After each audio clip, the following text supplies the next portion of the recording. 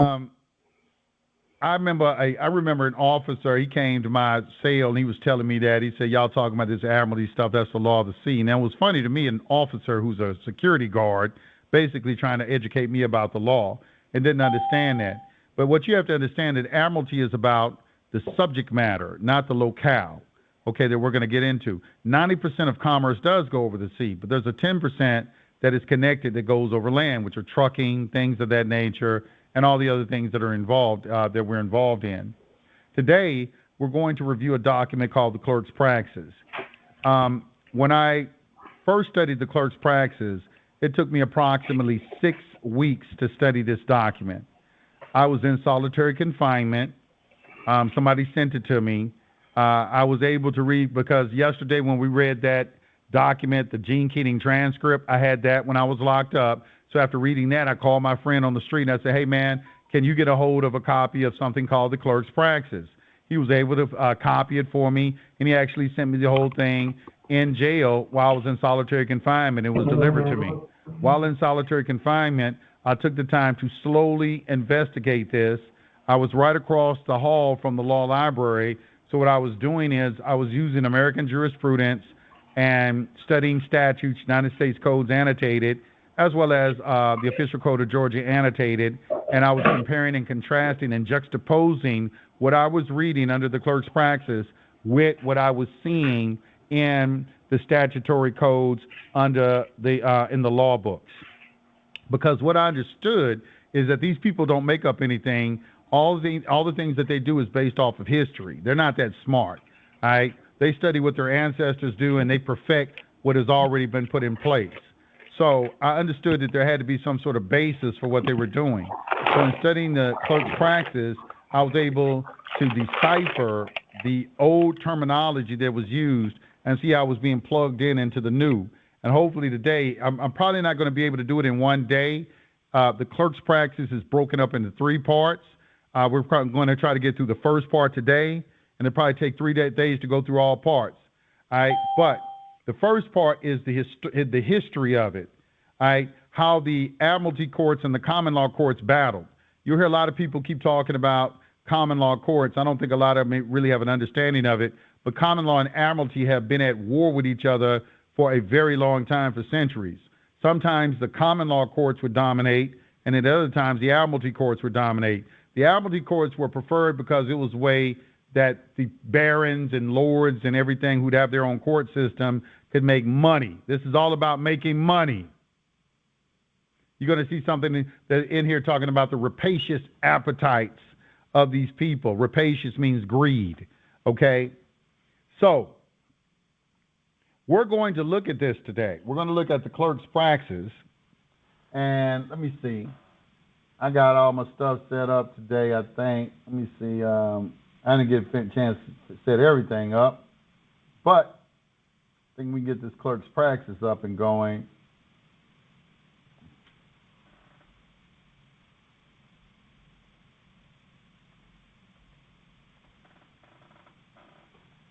All right, so I hope y'all are ready to roll.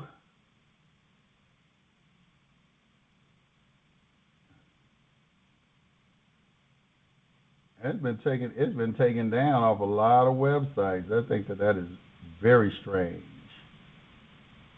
I think that's very strange how many.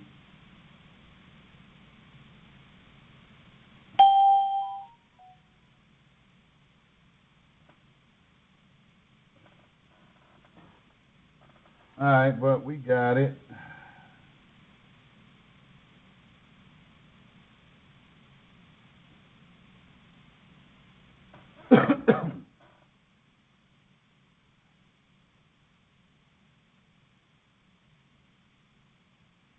All right, got it. All right.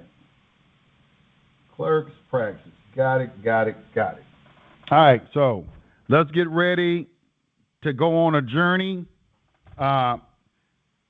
Before we get into it, I just want to preference everything. You got to understand, y'all got to pay attention to this. This is a study, okay? This is not nothing you can be in the chat room talking to somebody, going back and forth. You need to pay attention to what I'm going to be saying to you, because you're gonna have to take this as a foundation for all of your studies to have to do what we're doing. You know, a lot of people, they attack me and say, you know, that secure party is bullshit or I'm defrauding people and things like that. So that, you know, and I can understand the attack. Sometimes I do have to answer the attack. I have to go out and say, okay, I'm going to take that challenge because I'm more than up to the challenge. I'm more than up to the challenge. I don't think you individuals out there, y'all ready for me. You may think that you are, but I don't think that you are. So I've conducted thousands of hours into what I'm talking about right here, and I'm very confident in what I'm talking about. And I'm going to share it with the people, and I'm going to let the people be the ultimate arbiter of the information that I'm giving to everyone, not you. Fuck all you niggas. Y'all can suck a dick and die, all right? But I'm going to give this information to the people, and they can make the decision on whether or not what I'm saying, if I'm getting over on the people or whether I'm giving something them of some sort of value, okay? So with that being said, let's get to it. The clerk's praxis, all right?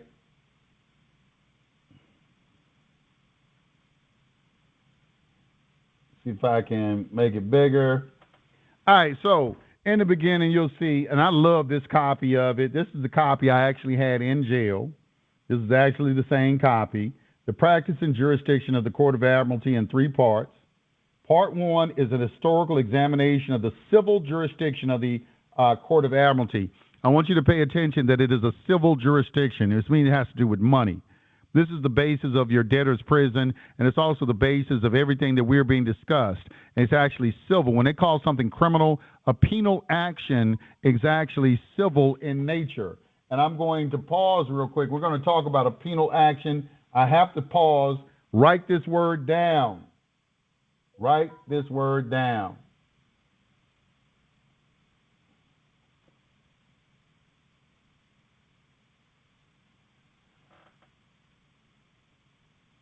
Uh-oh, let me see. I think it's over here. Yeah, okay. Yeah, right here. Let's write this word down.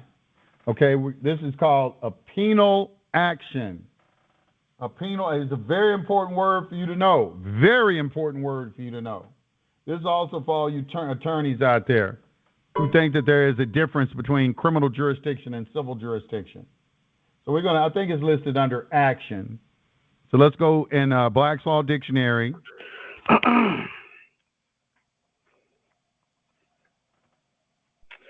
All right. One of my many mentors, Yusuf L. Uncle Yusuf. Real talk, this is WTDTA Radio. This is trustee training, and we're going to be going in the syntactical trust. And I'm going to welcome you to the Arisai online. I suggest, because I'm not going to dumb this down no further than what I've already done. If you got access to ChatGPT, you need to make sure you bring that assessment, that access point to class. Why? Because a lot of the stuff that you're going to be experiencing, going through, is going to require a high amplitude of retention. And a high amplitude of retention, in my opinion, is that you're going to have to read something 7 times minimally to comprehend the content and subject matter within. I do not expect no one to get it. I expect folks to say, well, can I get more clarity? It is for your benefit to ask questions during this Q&A session. It is imperative that you post answers and questions inside the chat, especially when you understand what we've just done with Arisai. Bitrix is the central communication point for all things referenced in the Trust Mastery Syntax class participants. 90% of your responses, if you at least respond to them or acknowledge them or ask those questions inside of that particular space, what you'll find is you'll get a much more detailed explanation of what you may be asking than simply holding me hostage over the phone for 2-3 hours. Oh, I love to talk, and I bill at about $250 an hour. So again, if you want to talk, pay the retainer, we'll talk until we can't talk no more. Inside of this particular space, I want you to understand that there are things happening in the interim. What things, Bazell? Well, for example, there is actually an AI technology tethered to Bittrex. But in order for you to fully know what the arbitration registry investment system is and understand the ARIS has an AI proponent, we must take you back in order for you to know where you're going. And before we begin, here's a disclaimer. Each and everything we're going to talk about in this particular subject matter dealing with syntactical trust is for educational purposes only. We do not profess to give legal advice. If you're listening to any of this information from a certain perspective and have no idea or need clarity in a legal perception of what you're given, please make that known so we can point you in the direction of those that actually are giving legal advice, because here in this particular space, we're giving educational information only. Now, I'm only as good as the questions that I'm asked. I am not a mind reader. If someone tells me, Bazell, I get it, then I expect that you got it. And I get a little kind of crazy when it's like, well, I thought you said you knew this. Oh, I just didn't want to say anything. That's not helping me. That's not helping me help you. Now, why do I want you to bring ChatGPT into the fold? Well, some of us are visual people. You know, unless books got pictures in it, we're going to lose a lot of people. That's just the reality. It's not bad or good. It just is. So I'm a very analytical individual because I don't have 20/20 vision. I have to read. I have to have it set in a certain polarity. If I'm talking my ass off about a subject matter, it's because I've read it and comprehended it till I'm blue in the face and I can close my eyes and never say the same thing twice. I don't expect you to be on that level. You don't have to. You got tools. Use them. I gave an assignment 3 weeks ago for individuals who are ready to go ahead and start making money to submit something through the AI proponent. So the ones that are on the track to get paid did the assignment. The ones who are still sitting around trying to figure it out didn't do the assignment. So let me just kind of lay it out this way. My job is to inundate you with so much information you can't sleep. The same reference information that I have is what you're going to have. My job is to get you enough information where if you sit around and put 2 and 2 together, you can construct something that can change the trajectory of your estate if you so choose to. But I cannot want it more than you. It is not my job to do it for you. My job is to give you information only and assist you with assessing and implementing that information. Me talking about football scores does not put any money in my pocket or the estate. Even though I used to play football, it's not really high up on my agenda these days in the aspect of time. Now, if we're going to talk about current expected credit loss provisions, I'll talk your head off. If we're going to talk about something that ain't got nothing to do with the price potatoes in Idaho, I don't think I have time. Spent a lot of time over the weekend perfecting what you're going to be watching. And I'm a little nervous because I don't think you guys are really ready for what we're getting ready to go into. That's why it's exciting, because it's a lot of stuff. Since this is syntactical trust training, it's a fair question to ask, what is a syntactical trust? Anyone in this class know what a syntactical trust is?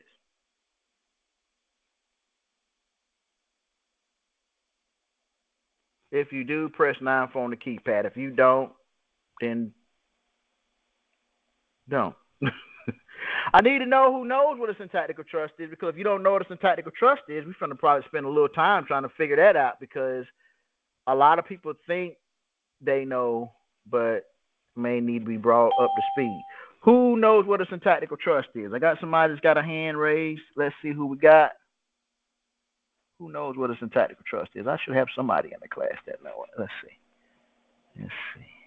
see.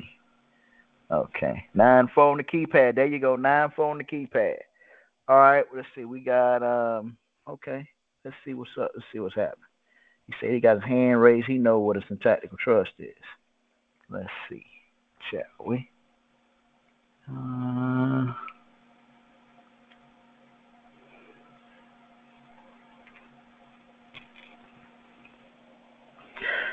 All right, son of a chief, if you can hear me, talk to me, man.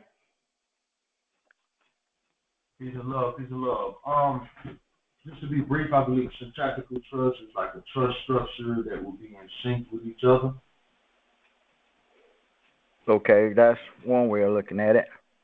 Do you know you actually can find the actual? I gave a 2-3 sentence thorough definition of what syntactical trust is.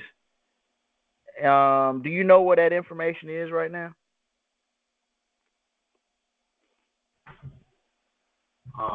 Posted in the features. It's on the website. It's on the Diversity Trust website. All right, pay attention because you're gonna learn something.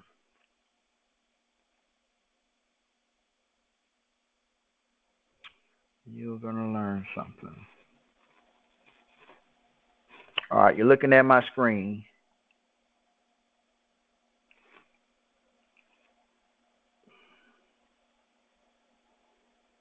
And if you're looking at my screen, you can see my screen, right? Yes, sir. Can you see what's on the screen? What's on the screen? What you see? I saw Firefox. Okay, good deal. Okay, that means you're seeing the right thing. All right, this is where you go to find out what a syntactical trust is. You go to our website, which is Diversity-Trust. That's the appellation. I put it inside the Bitrix. But if you come down to this home page, it says Diversity Trust, a syntactical trust, or trust you can trust. It says click here. And when you click here, guess what happened? Something happened. Oh, I know. I didn't know the website did that. I know.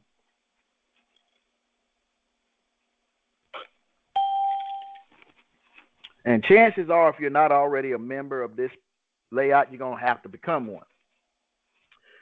But if you do, you'll learn something, because this is an article that I wrote back in the day, back on November 15, 2019 to be exact, that explains what a syntactical trust is. Syntactical trusts are trusts that we can trust. This is the paragraph. Syntactical trusts have been around for several years in legal theory. The thesis behind the syntactical trust is very straightforward.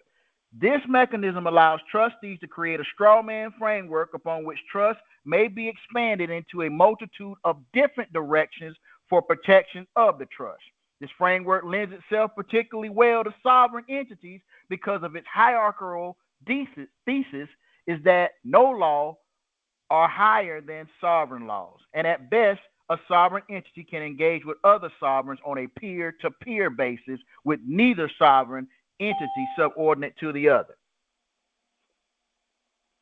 Now, you guys got an idea what a syntactical trust is, right?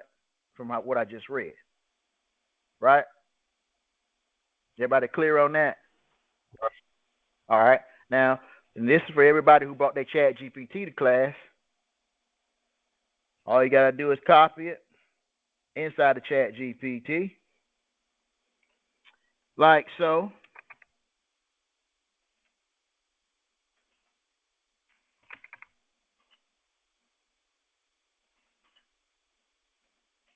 Create an outline from this article. Close quotation. And if I did this right, I should get a result. I did it wrong, it's going to say you did it wrong. You guys can see my screen, right? Yeah, I can see it. All right. And we're getting something. Why did I just do that? Because I'm trying to demonstrate that you guys are going to need to use these tools to give you everything you need so you can be the change you want to see. Once this AI creates you an outline, you should be able to use this outline to implement different things that you're going to learn from this standpoint. So what I'll do is I'll copy that to my clipboard. I'll come back to it. All right. You now know where syntactical trusts are. You know what website you need to go to. So let's keep it going. All right. Let me stop the share. A lot of individuals have to understand that syntactical trusts are, in my opinion, the framework of how all of the trusts that are in existence can operate simultaneously. But we got to get a real good grasp on the basic type of trust to really understand which one we should be moving in commerce. Now I'm going to share another screen with you. Let's see here. And we got a window. All right. Can you guys see that background right there that says syntactical trust?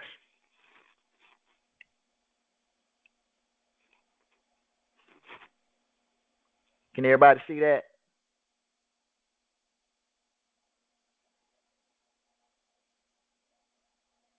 Somebody give me a thumbs up, 9-4 on the keypad. An inkling that you can see what I'm putting down. You guys see that syntactical trust?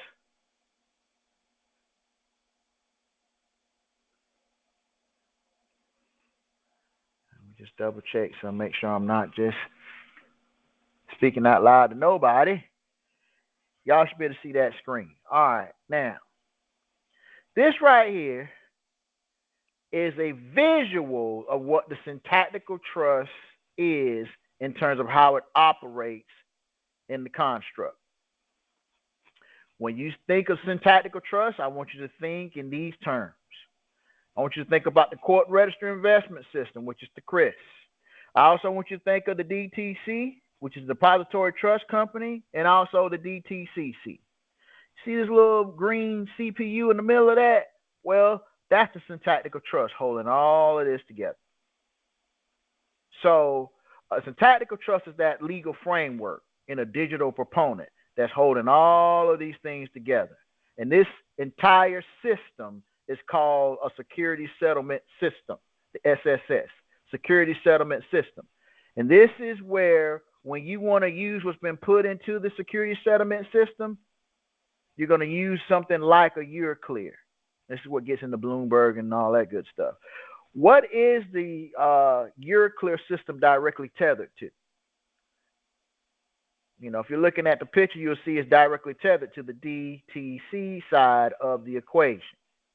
So this is a pretty good visual of what's happening in commerce when it comes to the syntactical trust outline. If you don't know what a syntactical trust is, get your hands on this picture, study it, because if you listen and look long enough, you'll learn something. All right. Now that we got that out of the way, let's talk about the trust structure, which we're going to visit the infamous 15 trust structure. Now, for none of you guys that are not new, y'all know it's an oldie but goodie. For the new people, pay attention because you're going to learn something. You have basic trust structures.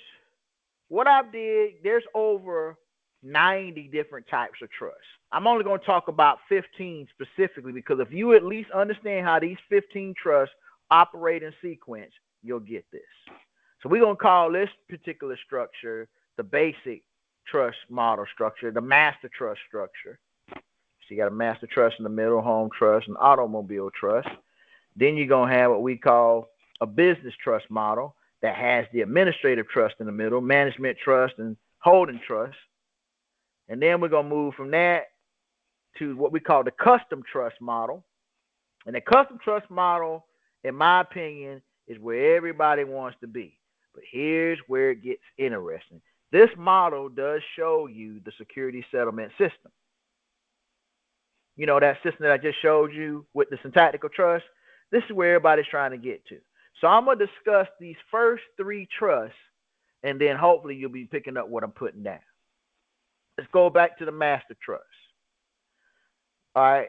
This illustrates the advantage of simple diversity of ownership under your sole control in a non-business setting. So this is non-business setting. This is non-business. So we're going to associate non-business as private, and we're going to associate business with the public. Get it? non-business, private trust. So this right here, in my opinion, when you start talking about I got a private trust or I'm operating in a private trust capacity, this is what I'm seeing when you say that. Notice the separation of the property held in each trust. The master trust holds a prior superior claim and a perfected security interest under a UCC lien in all the other trusts as a result of debts incurred by the advances and loans. If one trust incurs a liability, it has no effect whatsoever on the other trust anyway. But any such liability is always second in line to a superior claim of the master trust. Even though you're the trustee of each trust as an individual entity may serve additional functions in the triangle. For example, the master trust here acts as a financer and funds the activities of the other two trusts, but can also hold property. It is all at the discretion of you, the trustee. So when you say private trust, this is what I'm envisioning. The master trust acts as an administrator of all affairs. It provides for the administrative expenses. It makes loans and advances to the other trusts and perfects interest in them. It holds no assets. So this master trust makes loans to the home trust and makes loans to the automobile trust. Well, what is the automobile trust, Mr. Bay? The automobile trust holds all automobiles. It obtains all insurances in its name. It secures cash advances from the master trust. That's cash advance to pay all the maintenance and other associated fees. It keeps its debts to the master trust on its books and pledges its holdings as collateral. It leases garage space from the home trust. As trustee, you are fully legally authorized to drive the automobiles in discharge of duties. You may even lease them from the trust in order to use them for non-trustee purposes. So there's a symbiotic relationship between the master trust and the auto trust, and there's also a method of accounting that determines where the assets and liabilities are. Very unique. Now let's talk about the home trust, because everybody who I talk to, in a lot of instances, especially new people, they're coming along, they're talking about this trust thing, they got property that's in trust and this, that, and the other. Now, here's what I'm listening for. See, a home trust owns the real estate. It owns the house, property, fixtures, furniture, etc. It obtains homeowners insurance. It obtains utilities, association memberships, etc. in its name. It secures advances from the master trust to pay rent or a house note and other maintenance expenses. It may also rent out house to outside tenants to repay the master trust and stores the automobiles held in the auto trust for a storage fee. As a trustee, you are fully legally authorized to dwell in the house and have sole control over it since it aids you in your duty. This is all per the terms of the trust declaration. So there should be what? A trust declaration that's showing who's what and how, what everybody's doing, the intent that was designed. Though the trust legally owns the home, you retain full and unlimited access to it forever in order to discharge your duties. All expenses incurred as a result of your dwelling in the home are offset by your trustee compensation. You may even rent the home from the trust in your personal capacity. So there's a way where if you do this right with trust, you can report credit publicly in the business and also get a little personal activity reporting as well, if you understand what I just put down. When you say private trust, when you say non-public, this is the type of trust that first comes to mind. There are others, but this is the construct that I'm initially taking in when you say what you say. Now, when you talk about doing business and you got a public trust, and we have those revocable, irrevocable conversations, this is now what I'm thinking about, the business trust model. See, this illustrates the advantage of simple diversity of ownership under the sole control in a small business setting. Notice the placement of all the property in the one separate holding trust. So you got this holding trust over here where all of that stuff is going, right? Okay. Now, The remaining duties and responsibilities are divided among the administrative trust and the management trust. So all of the duties and responsibilities are in the management and administrative trust. Y'all better pick it up what I'm putting down now. Here, the administrative trust acts as, let's back up. This division of labor. Somebody in the last class caught that. Division of labor keeps the business in a tight but flexible micro network that you are in sole control of. Why did I highlight that word, division of labor?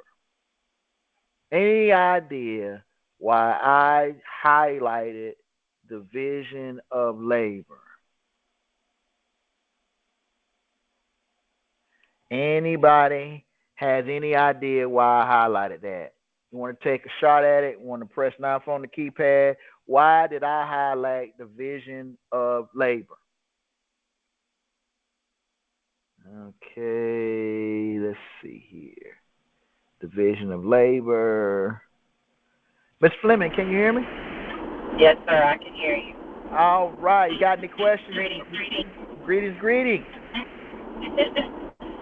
Yes, when you highlighted division of labor, that gives you the opportunity to conduct business-to-business activities. Beautiful. All right, excellent answer. The division of labor lets you literally keep that word labor in its right perspective so you can benefit from it, because it's going to show where the liability stops and starts. Excellent answer. Excellent. So understanding the division of labor keeps the business in a tight but flexible micro network that you are sole controller of. Here, the administrative trust acts as the owner of the business and may even finance, fund, and even underwrite the liability of the other trust. And other than the business entity itself, it holds no property, so that no property may be taken in the event of a liability, which is if a liability has even occurred. The management trust operates the business, but can also hold property and serve other functions, since the chances of it occurring a liability are slim to none, or are slim due to the limited outside exposure. When trust funds are spread around in this manner, the funds are distributed as expenses, not as income, and therefore tax liabilities may be altogether avoided. If you're trying to find a money shot in all the stuff that I just read, let me highlight the ding ding. When trust funds are spread around in this manner, the funds are distributed as expenses, not as income, and therefore tax liability may altogether be avoided. So what is the administrative trust? Well, it acts as an owner of the business. It obtains any and all services, utilities, license in its trust name, and makes all income and profits. It is operated by the management trust, and it leases all necessary equipment from the holding trust. It then distributes funds in the form of expenses to both the trust for their services. Because it holds nothing, it acts as a throwaway trust for the limited liability purposes. It may also make loans and advances to other trusts if necessary, if the necessity arises. That's the administrative trust. The management trust provides the management services to both trusts. It acts as a fiduciary in all the financial matters and is authorized to it is an authorized representative. This management trust is acting. It is the authorized representative on all accounts on the other two trusts. It makes no income. It manages the books and affairs of the other two trusts in order to engage in exchange for compensation due in the funds from the administrative trust, and each in exchange for the use of certain necessary equipment from the holding trust. In other words, control everything, own nothing. They get to use the value in two different places at the same time. Now we come to the holding trust. Holding trust owns the business assets such as the building, structures, equipment, automobiles, real estate, investments, etc. It leases the business assets to the other two trusts and makes no income either. Neither the administrative trust nor the management trust are liable for these assets, and the assets in the holding trust are not subject to third-party claims against either the administrative or management trust. In the event a claim arises against the holding trust, the management trust holds a perfected security interest. If you're holding a perfected security interest, what did you fill out? Chances are, if you have a perfected security interest in something, then what was held? What was found? If you answered UCC, there you go. If you said UCC, you would be correct. That means that these trusts, you are supposed to be a UCC specialist when you start talking about trust.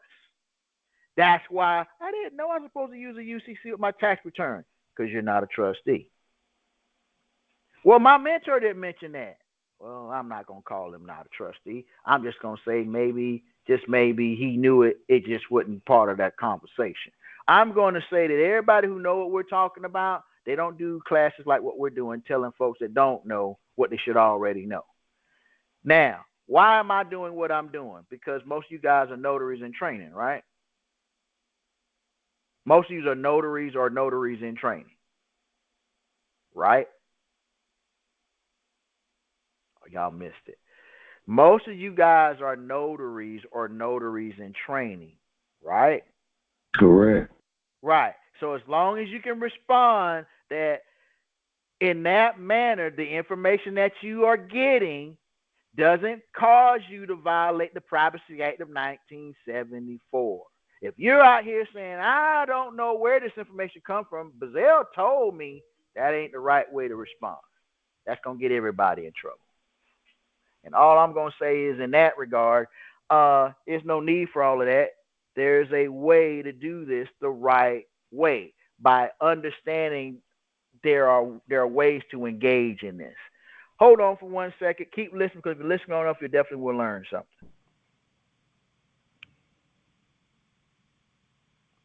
And then we're going to go to the word action. What is an action?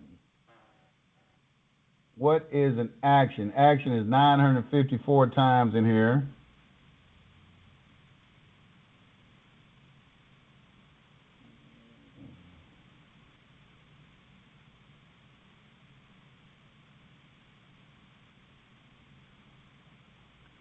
Damn, there's a lot of action. The word action, boys, a lot of actions.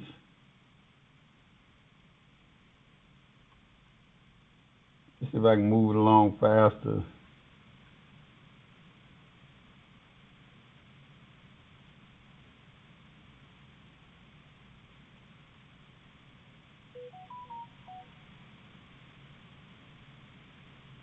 Action.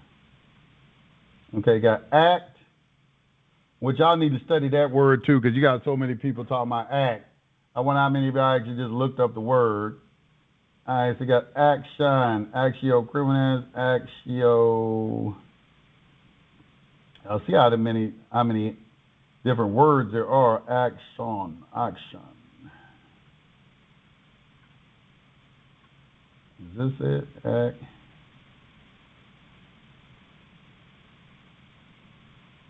Well, let's act.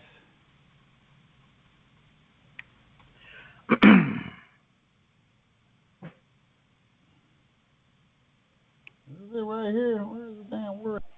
All right. So without further ado, as the plot thickens, keep listening, because if you listen long enough, you definitely will learn something.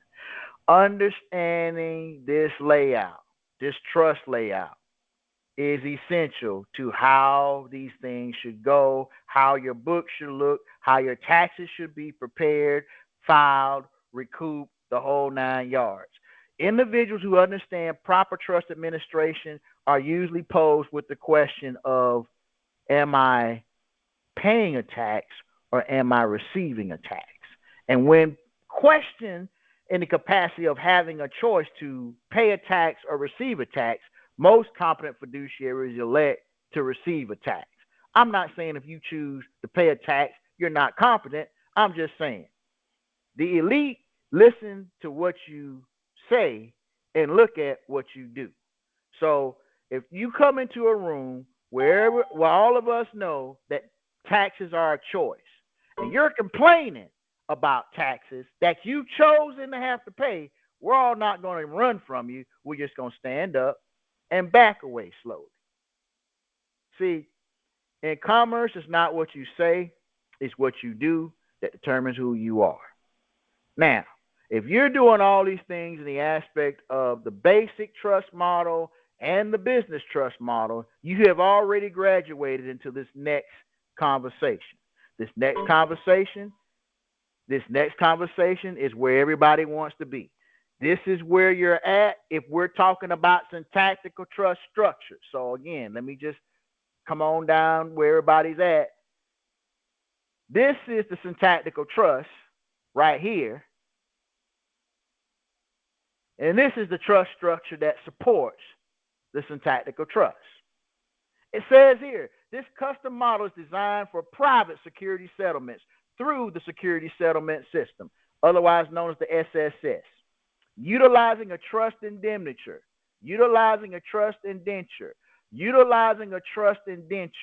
which satisfies the DTC. Which satisfies the DTC's what? Requirements for entities seeking membership. See, you're going to set this up and utilize a trust indemniture which satisfies the DTC's requirement for entities seeking membership.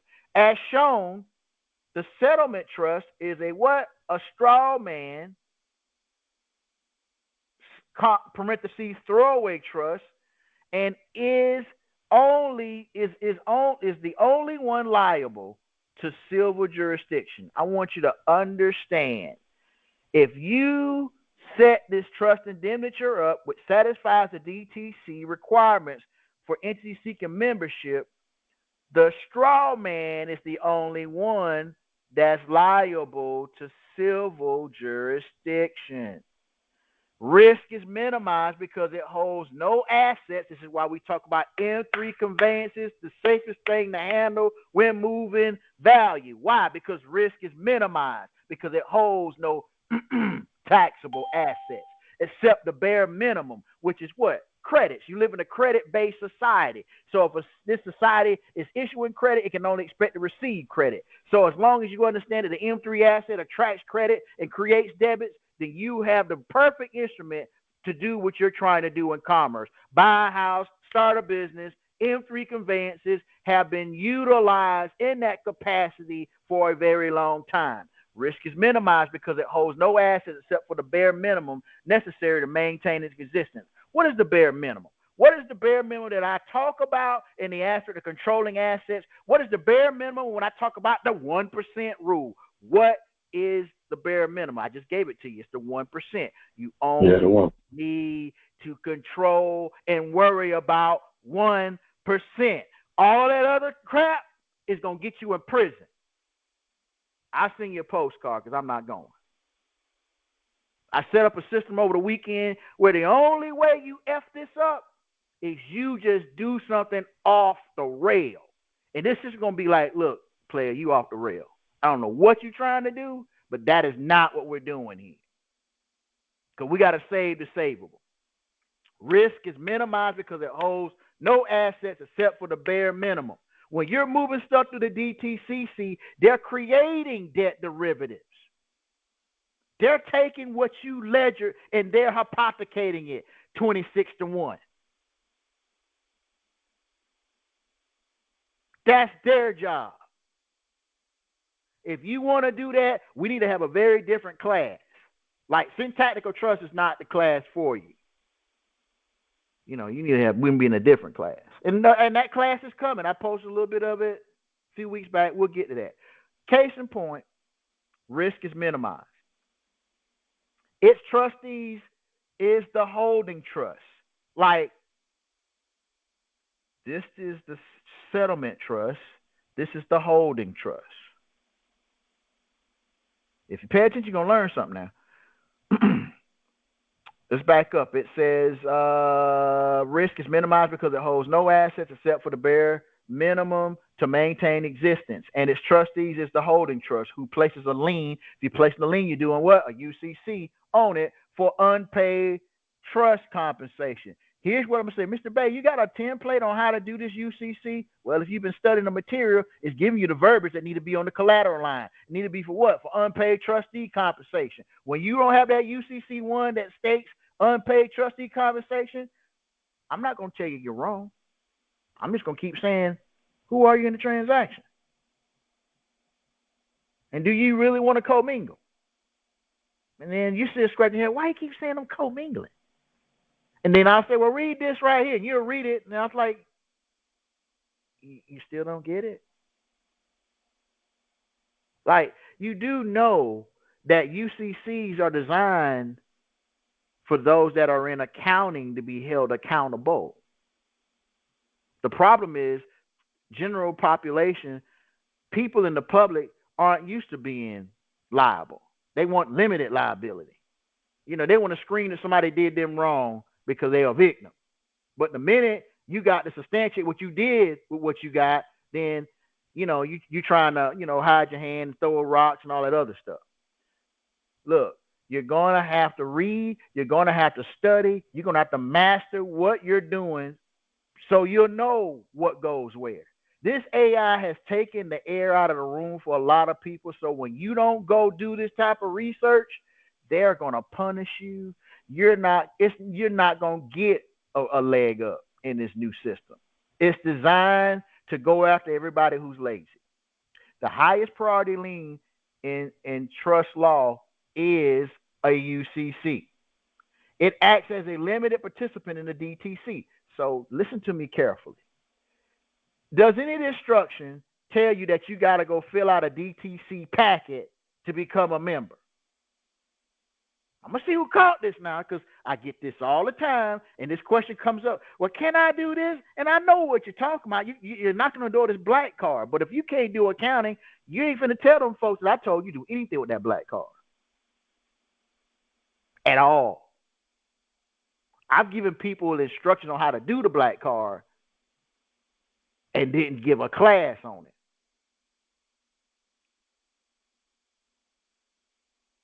And the ones who got it, they know why they got it and what's the intention behind it. See, if you utilize a trust indemniture which satisfies the DTC requirement for entity seeking membership, then you get to play in the space. But those that are taking a membership are charged what? A fee. And you finna be regulated. And you gotta do some stuff like create debt derivatives and all this other stuff. It's two sides to the same coin. There are members that have to create debt derivatives. And for that, they get to fill out that Form 211 and become market makers. But didn't we discuss in last week's class who else can fill out the money maker form? Who else can fill out Form 211 to become a market maker? Those of you that was in class last week. Who can also fill out Form 211? Oh, yeah, I got to go back because I ain't going no further till I get a response. Who else can fill out Form 211? Press 9 on your keypad. Or if you're too bashful, post your response in the chat. Who else can fill out Form 211? There we go. Notaries. Yes. There we go. So, if the notaries can fill out a Form 211,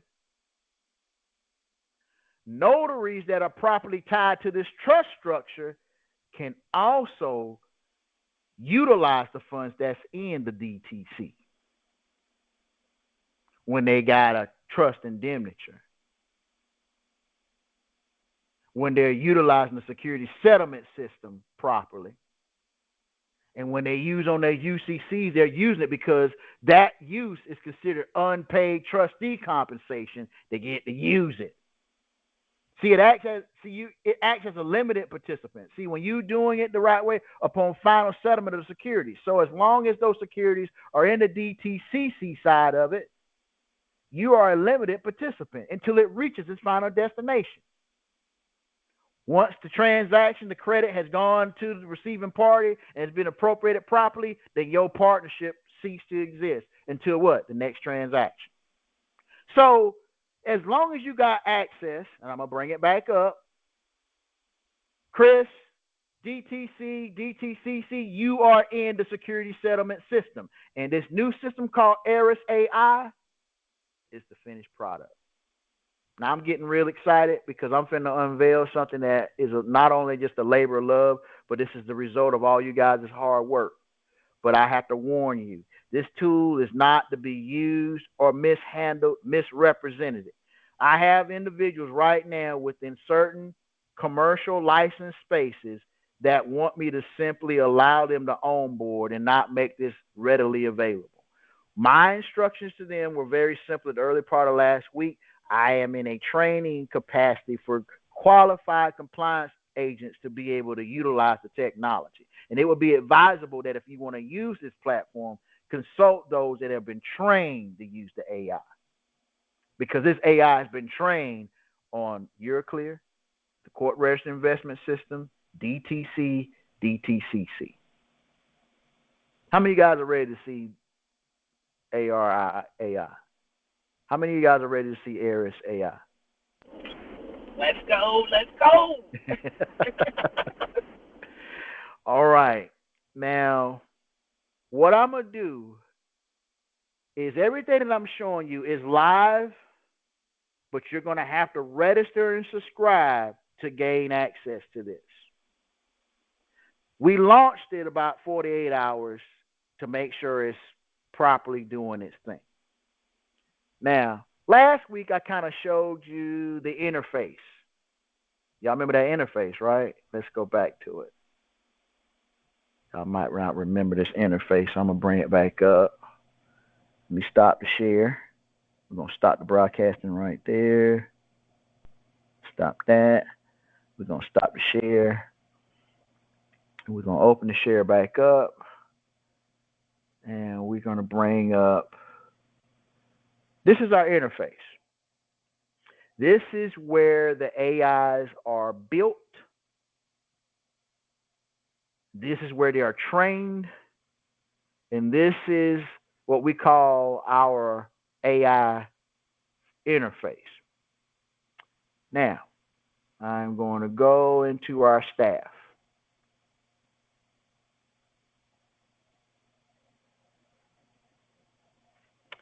And this is Aris AI. I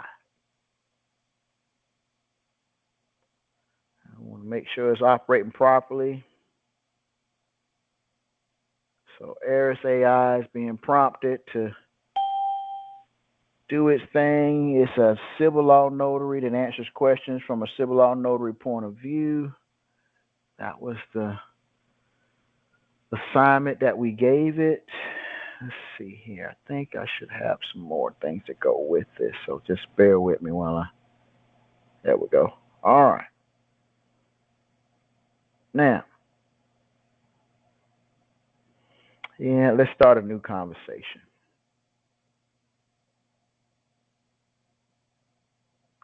This is Aris, where it says, "Hi, Bazell. My name is Aris AI. I am a civil law notary. How may I help you?"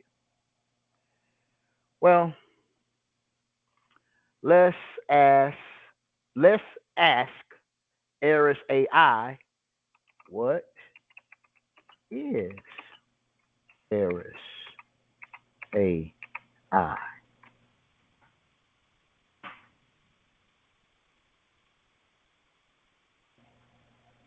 Just reading the question.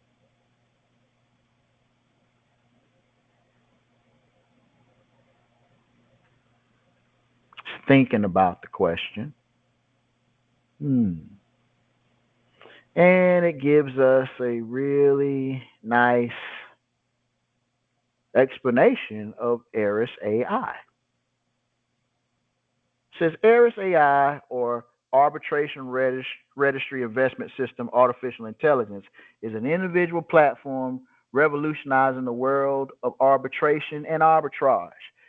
Developed specifically for civil law notaries, parliamentary draftsmen, and compliance officers, Aris AI offers a comprehensive suite of tools and resources tailored to the needs of professionals in the field. At its core, Aris AI is an intelligence arbitration engine powered by artificial intelligence. This cutting-edge technology enables users to navigate complex arbitration processes with precision, assuring accuracy and compliance at every step. By harnessing the power of AI, Aris AI streamlines and enhances the efficiency of arbitration proceedings, saving time and resources for all parties involved. One of the key features is its Notional Pooling System.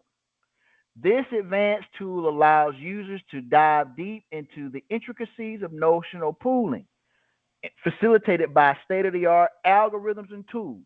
With Aris AI, professionals can gain valuable insight and make informed decisions regarding notional pooling, optimizing their financial strategies, and maximizing returns. Additionally, Aris AI offers mastery classes in M3 conveyances and advanced notarial practices. These classes provide professionals with the expertise and knowledge necessary to seamlessly integrate and manage.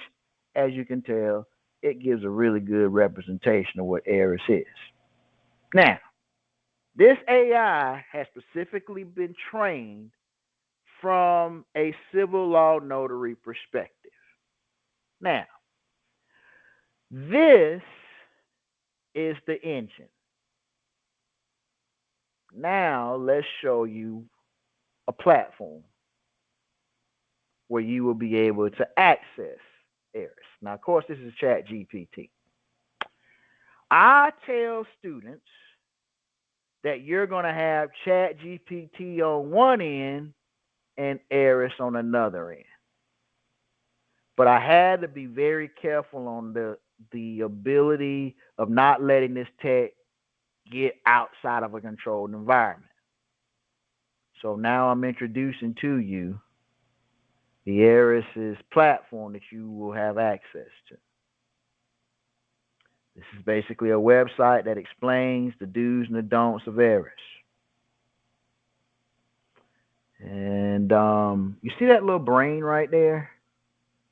Now, I'm going to, at the end of class, or with your discretion, if you make it known that you want this, I'm going to make sure you got a certain level of plugins that can do what I'm finna show you. But let's say you visit this website and you want to know what is the deal with this website. What is it about? Well, if you toggle on this little algorithm right here, let's see if I can do it here. There we go. And now that I got it up, I'm going to say, summarize this website for me, please. And it'll do its thing, and there we have it.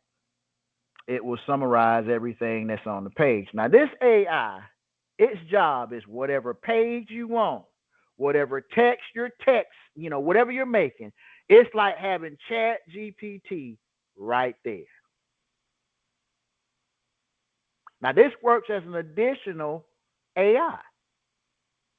So you got Aris AI on the back end, and you got Gravity on the front end, just to help you out. Because, see, here's what I'm no longer going to tolerate. You're coming to a website or a web page, or you're ready to implement some sort of structure, and you're calling me in a tizzy like, I don't know what to do. I'm not going to run. I'm just going to walk away slowly. Like, what do you mean you don't know what to do? See, you remember when I was telling you about notional pooling being allowed and not being allowed? Well, we'll just close this for laughs and giggles, because this right here is the home page for Aris. We got a new platform that's called Comply Guard Chain.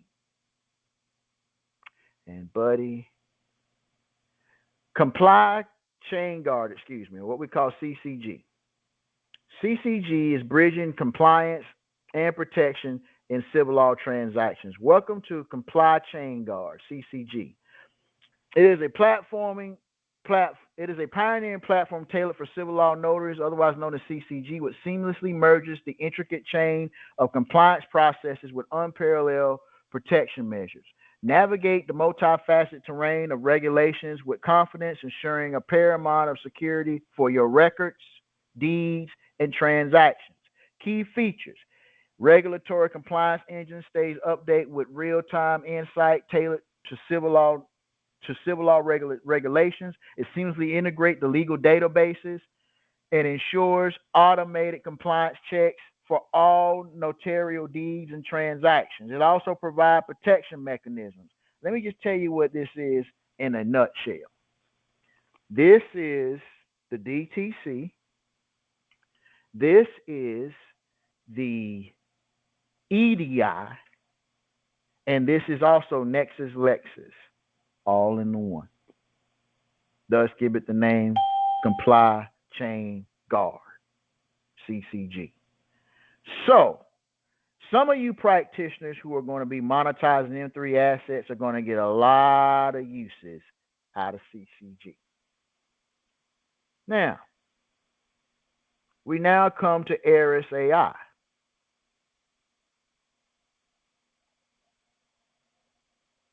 Gives you a nice little breakdown.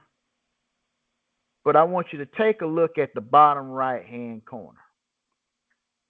See that bottom right-hand corner? There go that syntactical trust right there. Now, when you toggle on that, you now just got access to Aris. All you got to do, we'll say Bazell. Dr. Bay. Yes, ma'am. Yes, ma'am. I don't see your screen changing. Okay. So whatever you're doing, we're not seeing. You're not seeing it. Yeah, okay. Let me free it up.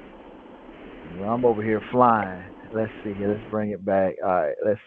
Let's now stop the screen because you're still on the back end. And let's now open you up to the entire. Let's see, window. That. All right. Now you're at Aris. You guys see my screen now, right? Now you see the website. Blue background. Yes, now we can see it. All right. This is the platform where you can gain access to Aris on the front end. This is the website. So the first page I went through was Aris, basically breaking it down, what it's about.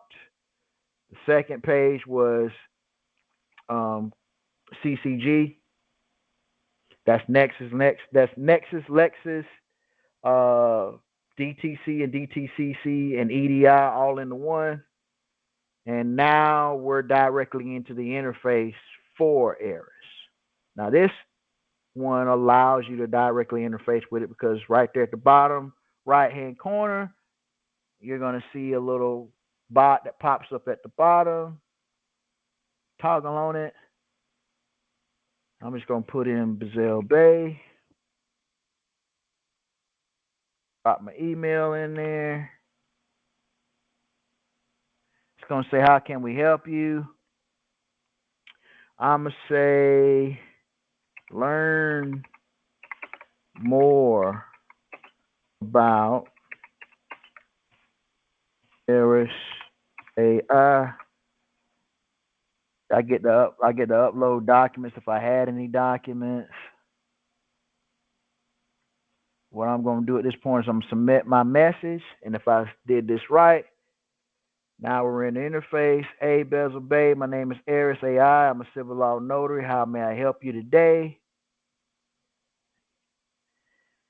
I'm going to say, what is a civil law notary. You know, I'm new to the site. I hear about this civil law notary thing. What is a civil law notary?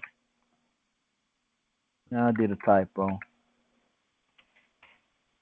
Question mark, and then if I did this right, should get a response. So Eris is reading, thinking.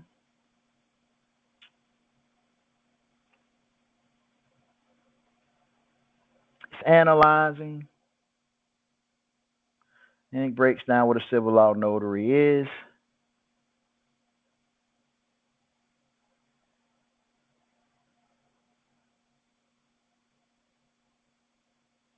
Now, this is going to be the protected version of those that have gotten through their audit and they're ready for implementation. Using this platform will give you access to Eris. Now, all of these access points are going to reverberate back into our underwriting software. And I'm going to, throughout the course of the next 24 to 48 hours, unlock different variables.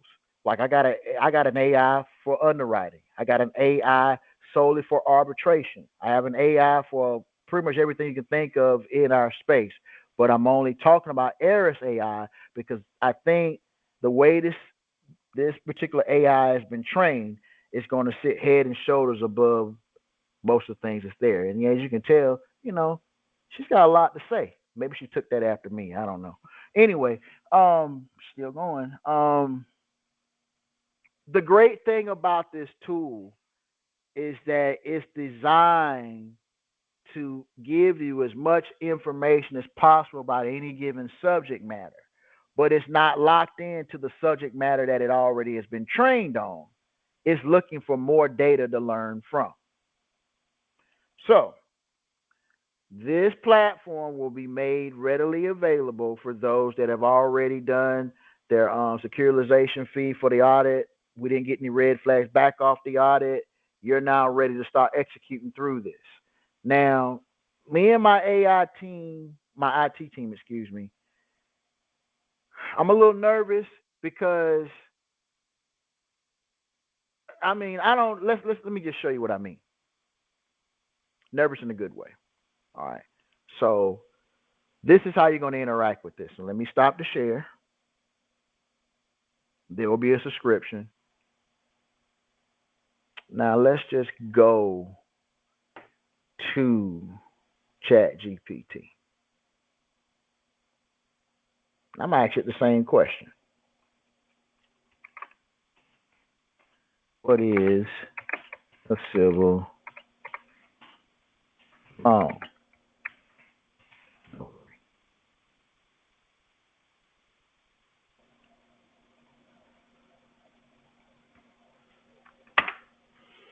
All right, let's see what we get.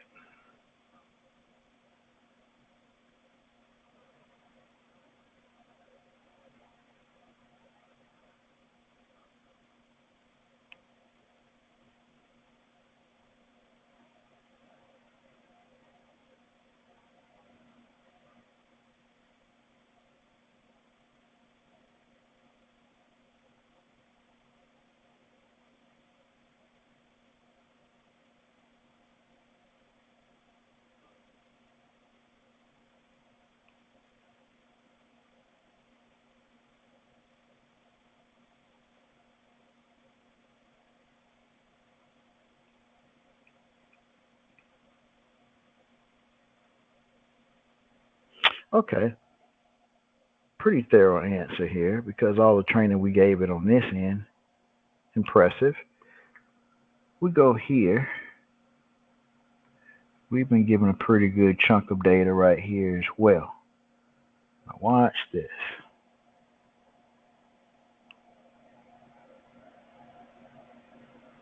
Let's say I want to use this. I'm going to copy and paste this, and I'm going to go into Eris right here.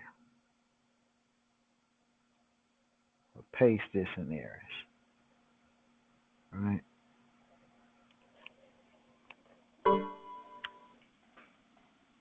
I'm going to put that there. I'm going to go all the way down through there.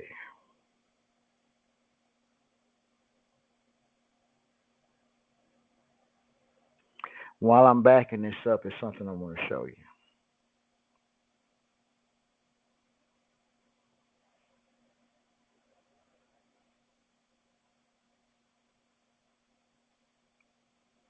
Actually, I would have did it a different way. I'm being lazy. Something I want to take in consideration here. The responses that you get in 1AI typically are different from one language model to the other. Yeah, okay.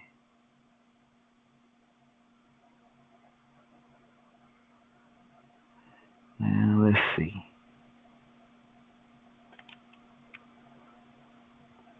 Yeah, it's still going. Tell you what I want to do. How about this? I want to. There we go. Now I'm at the beginning. All right. Now I'm going to put my bracket in the front of this. And I'm going to say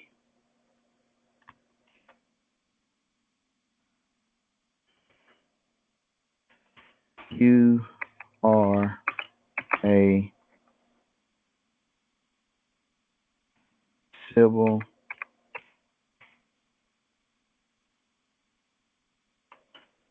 law notary. Rewrite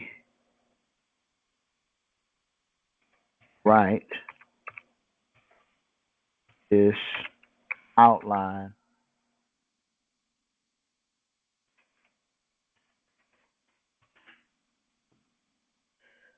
from a asymmetrical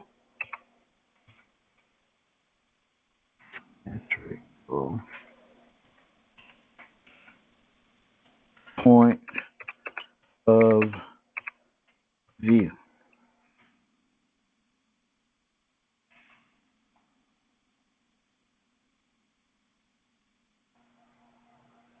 Now, I got some typos in there, and I know it. But what I'm going to do is I'm going to attempt, with typos and all, do the unthinkable.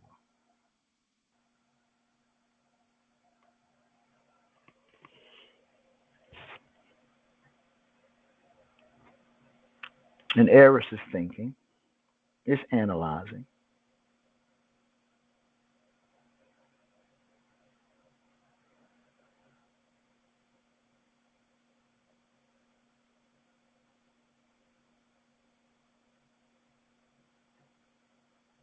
Now it's going to take that outline and now it's putting it in an asymmetric format. You guys are going to have to watch this a couple of times to really get what I just did. Like, really appreciate what I just did. Okay, sir, we still can't see your screen. You still can't see it? Oh, my goodness. Let me bring it back. Let's see. All right. Let's go here.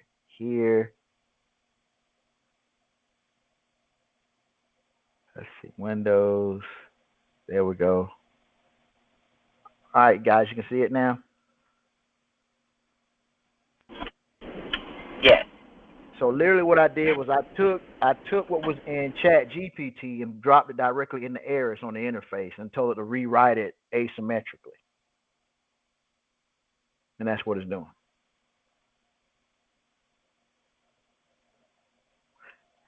If you are facing a commercial transaction and you want to know the symmetric way of doing it, which is the public way, and then the asymmetric, which is all the hidden bells and whistles, you have ability to instantly go into God mode in that regard.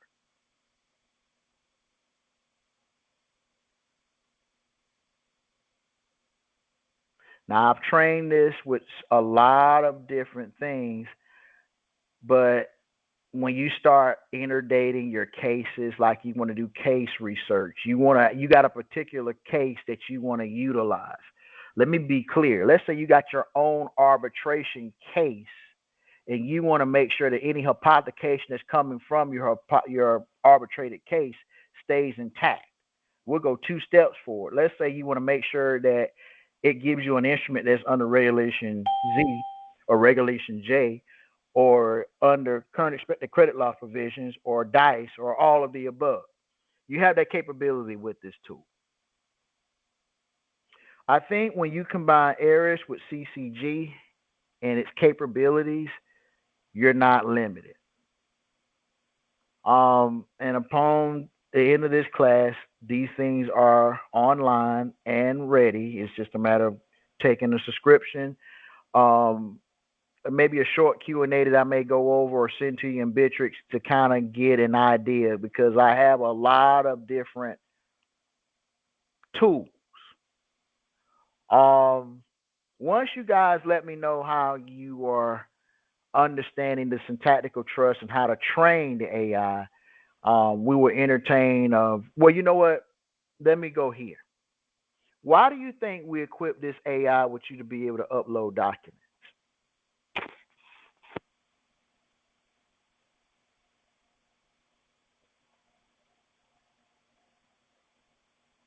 Any idea why we have given you the ability to upload your documents and then ask questions?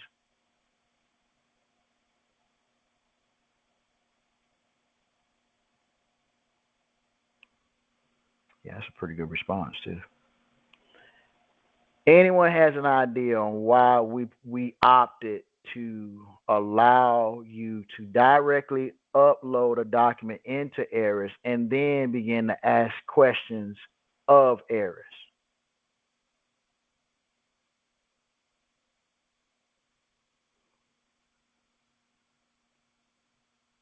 Okay.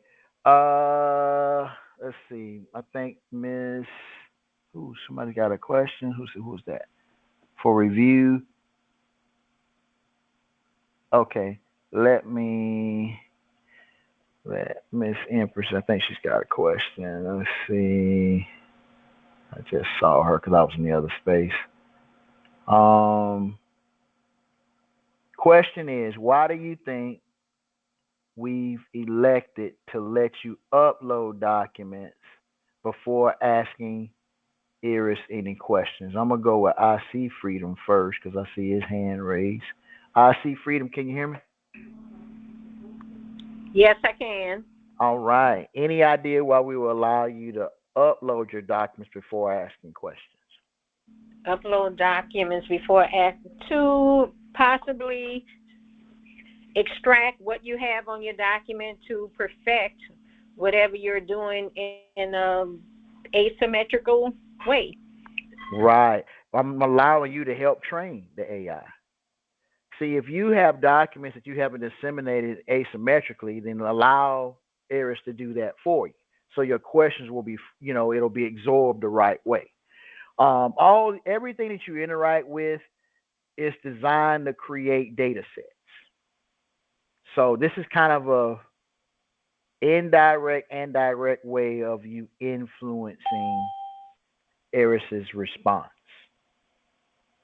I am encouraging you to come with some of your data already syntaxed, meaning you've already ran it through some sort of outline format with an AI, so you'll get a much stronger, thorough response. And the reason why is because prompt engineering, like if you learn the 7,000 words that separate the men from the boys, so to speak, the girls from the women, then you'll understand, okay, they have put this asymmetric information in this format. So I want to extract that information and I want to reutilize it in this way. Or let's say you're dealing with symmetric information that you want to put in an asymmetrical proponent. Sort of like, and I love your response, sort of like this. Let's stop the share.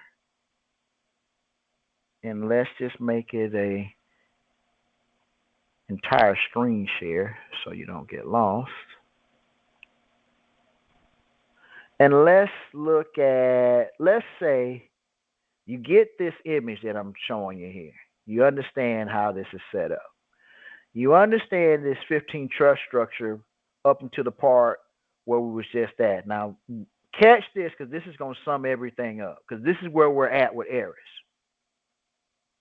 Risk is minimized because it holds no assets except for the bare minimum, that's the 1% rule, to remain in existence, and its trustees is the holding trust, which places a lien, a UCC, on it for unpaid trustee compensation, which is the highest priority lien in trust law.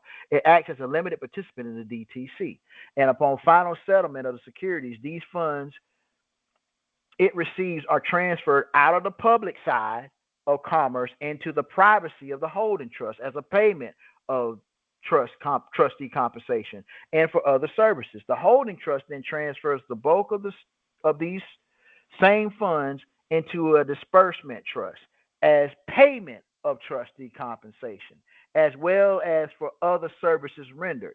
At this point, the disbursement trust is obligated to pay individual trustees their due compensation, and by doing so, the final value of securities are indirectly monetized to you. The trustee, this is why we talk about M3 assets. When we do it this way, you have indirectly monetized that value back into the estate. At this point, the trustees may distribute the res of each trust to beneficiaries, thereby dissolving the trust once and for all. Now, when I show you, this is the public trust, the business trust. You see how the arrows are all connecting these three different trusts. And then you see all the arrows in two different directions with the master trust. What is the direction of the trust that deals with the security settlement system, which is this trust right here? Which direction is the trust? Which way is the flow going in this particular trust we're looking at?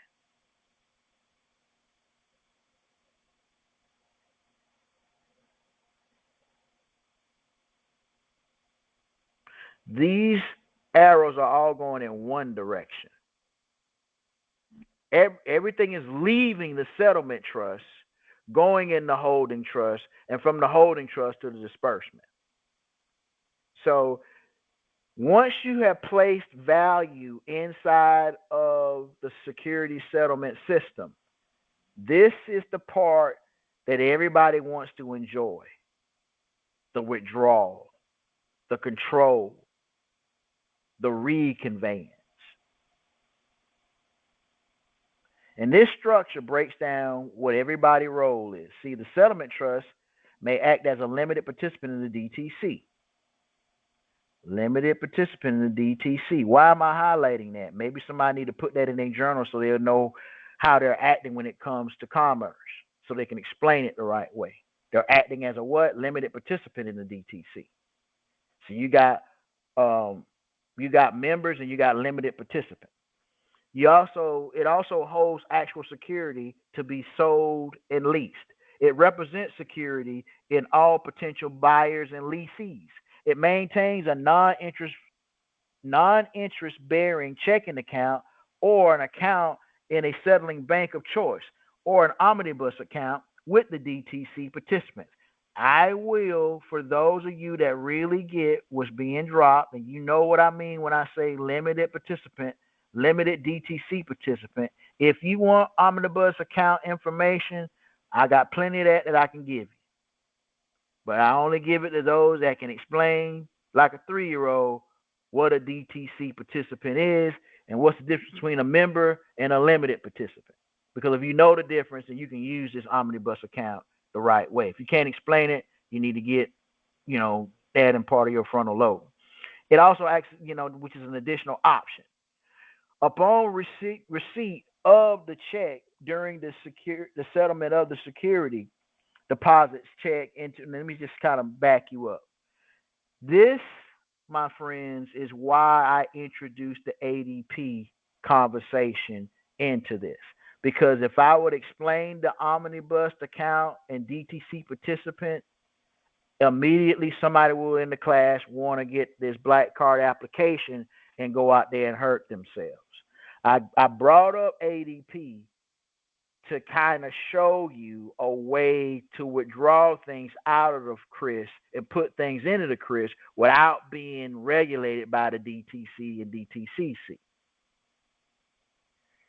And for those chosen few who still have the 2023 MTN/CD platform and want to go down that road, you have all the tools now and we can entertain the ADP platform the right way.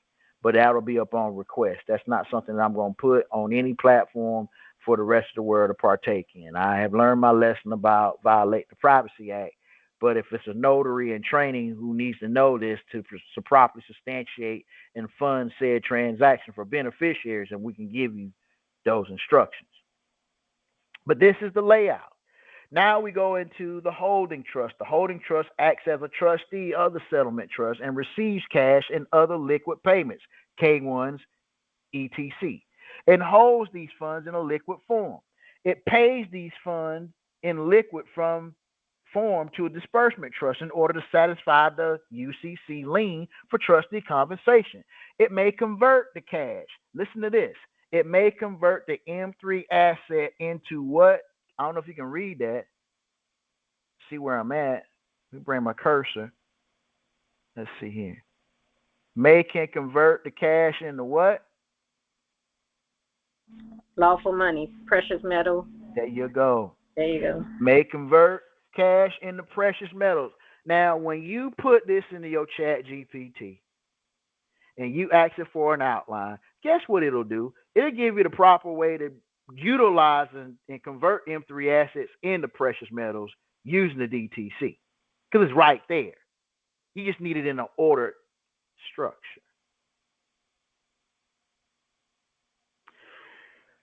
May convert cash into precious metals beforehand or simply pay out what is owed immediately. It maintains no bank accounts nor other public financial accounts.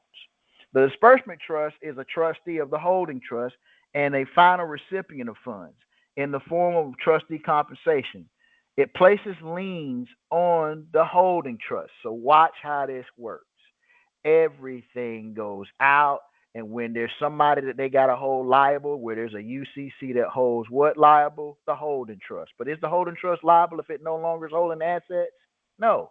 It's designed to pay out what? The trustees and what? Trustee compensation. But the beauty of this is you get to use that value in one place, two places, three places, all at the same time. And it's a benefit. The last but not least, the disbursement trust is a trustee. So you got a settlement trust that's acting as a limited participant in the DTC. You got a holding trust that's acting as a trustee, and you got a disbursement trust that's acting like a trustee. Now, the holding trust, which acts as a trustee for the holding trust, has final recipient of funds in the form of trustee compensation, placing a lien on the holding trust to secure this debt, maintains no bank accounts, nor other public financial accounts. It pays its individual trustees directly for their trustee services and simultaneously reduces trust assets down to bare minimum. What's the bare minimum? 1% to maintain its existence. Upon final trust compensation, all liens are terminated. That means credit gets reported, and individual trustees' disbursements remaining trust assets to the beneficiaries, and then thereby dissolve the entire arrangement. So riddle me this.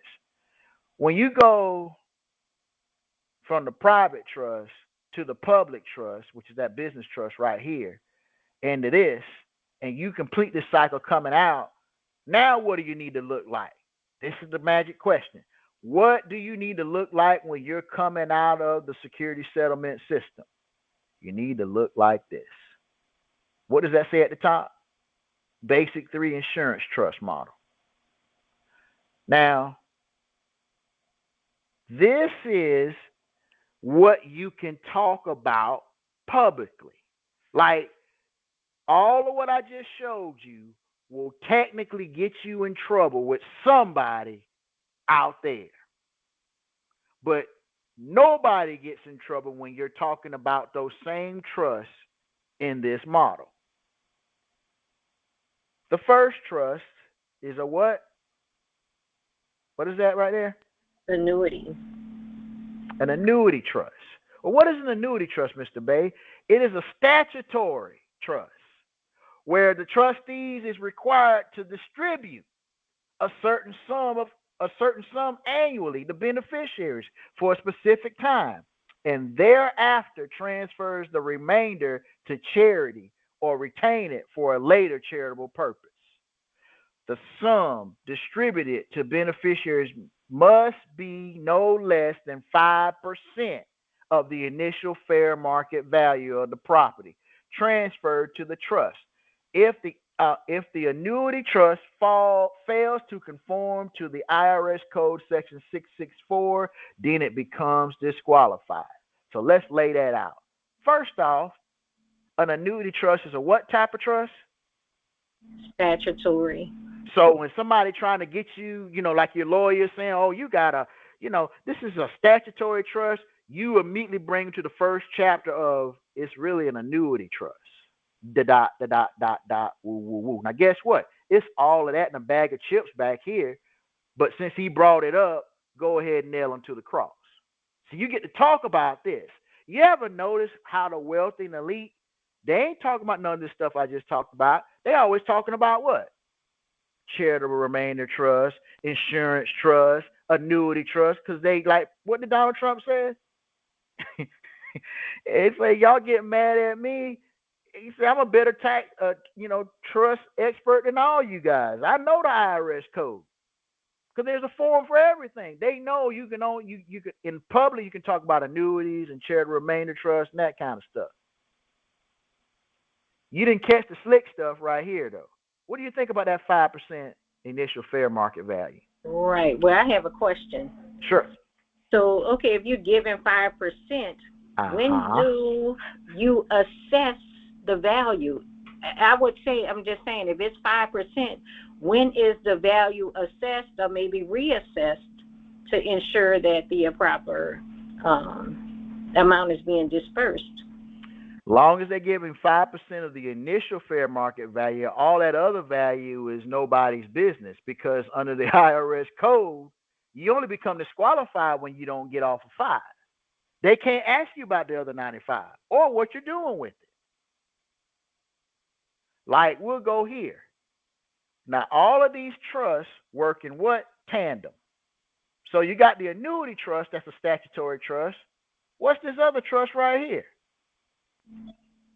Charitable remainder trust. And this is a special type of statutory annuity trust. So you got this is an annuity trust, and this charitable remainder trust is what? An annuity trust. It's a special one, though, in which the donors have what? Given cash and other property to be received by them. Y'all missed that. Let me say this slowly.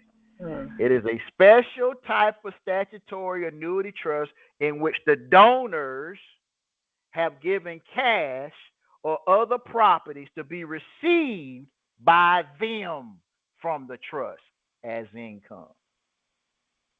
You ever hear the saying, the wealthy know how to make money by giving it away?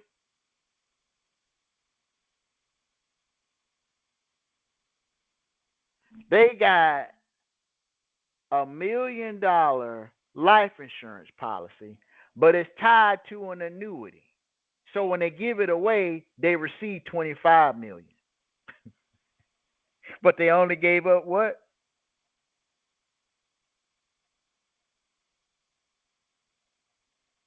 They started with $1 million, gave 5% of that up. And when the books were done, the value is 25. But they donated it to their what? Favorite charity. You always hear the elite talk about that. I'm not leaving my children no money.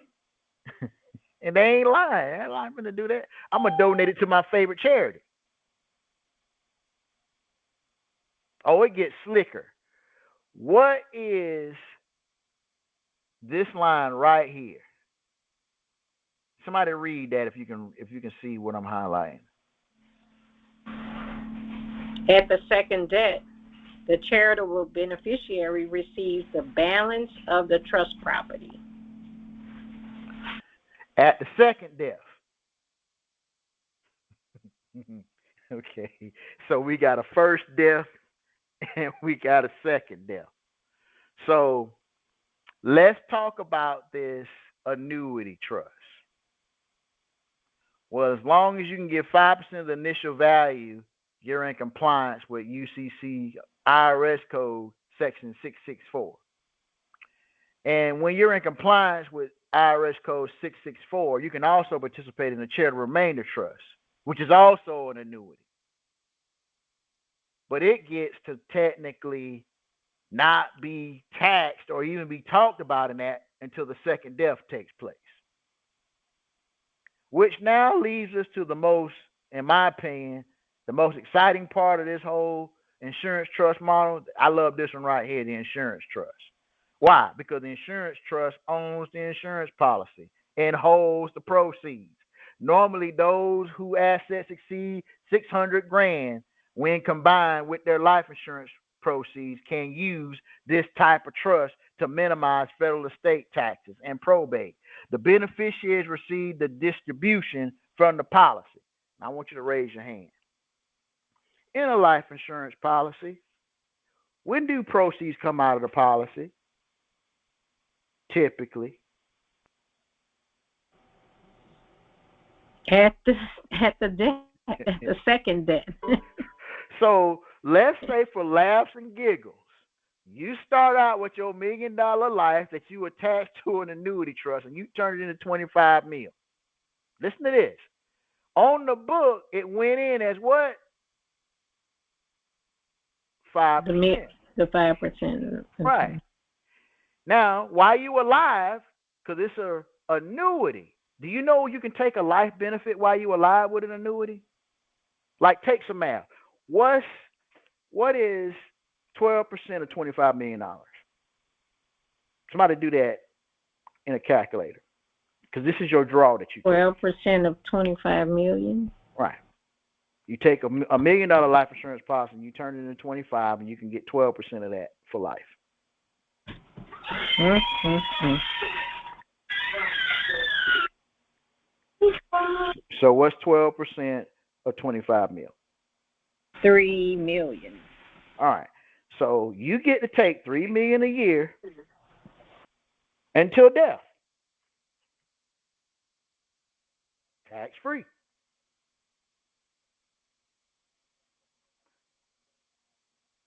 Now this is why the elite utilize this platform all the time, every time. What kind of credit you got to have to get $1 million policy? It's going to blow your mind now. Does getting a policy have anything with your credit right now, or has everything to do with your health? Well, I think you have to be alive. Nothing to do with your credit because you have a first debt and then the second debt. Watch this. I don't know.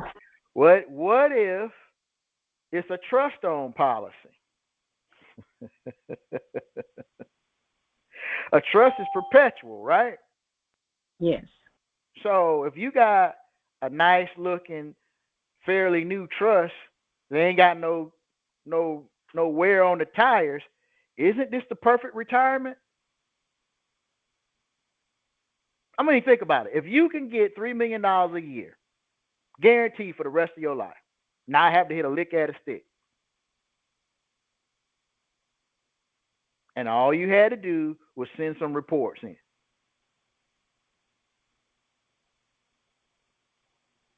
Remember, you only need what? 1% of anything to get the remaining 99 to go. What was that sweet spot I was telling you need to have every month? 12 million, so they don't bother you, huh? Right. So if you're taking $3 million a year, you don't think you can turn that $3 million into $12 million a month if you really smart and know what to put it in and leverage?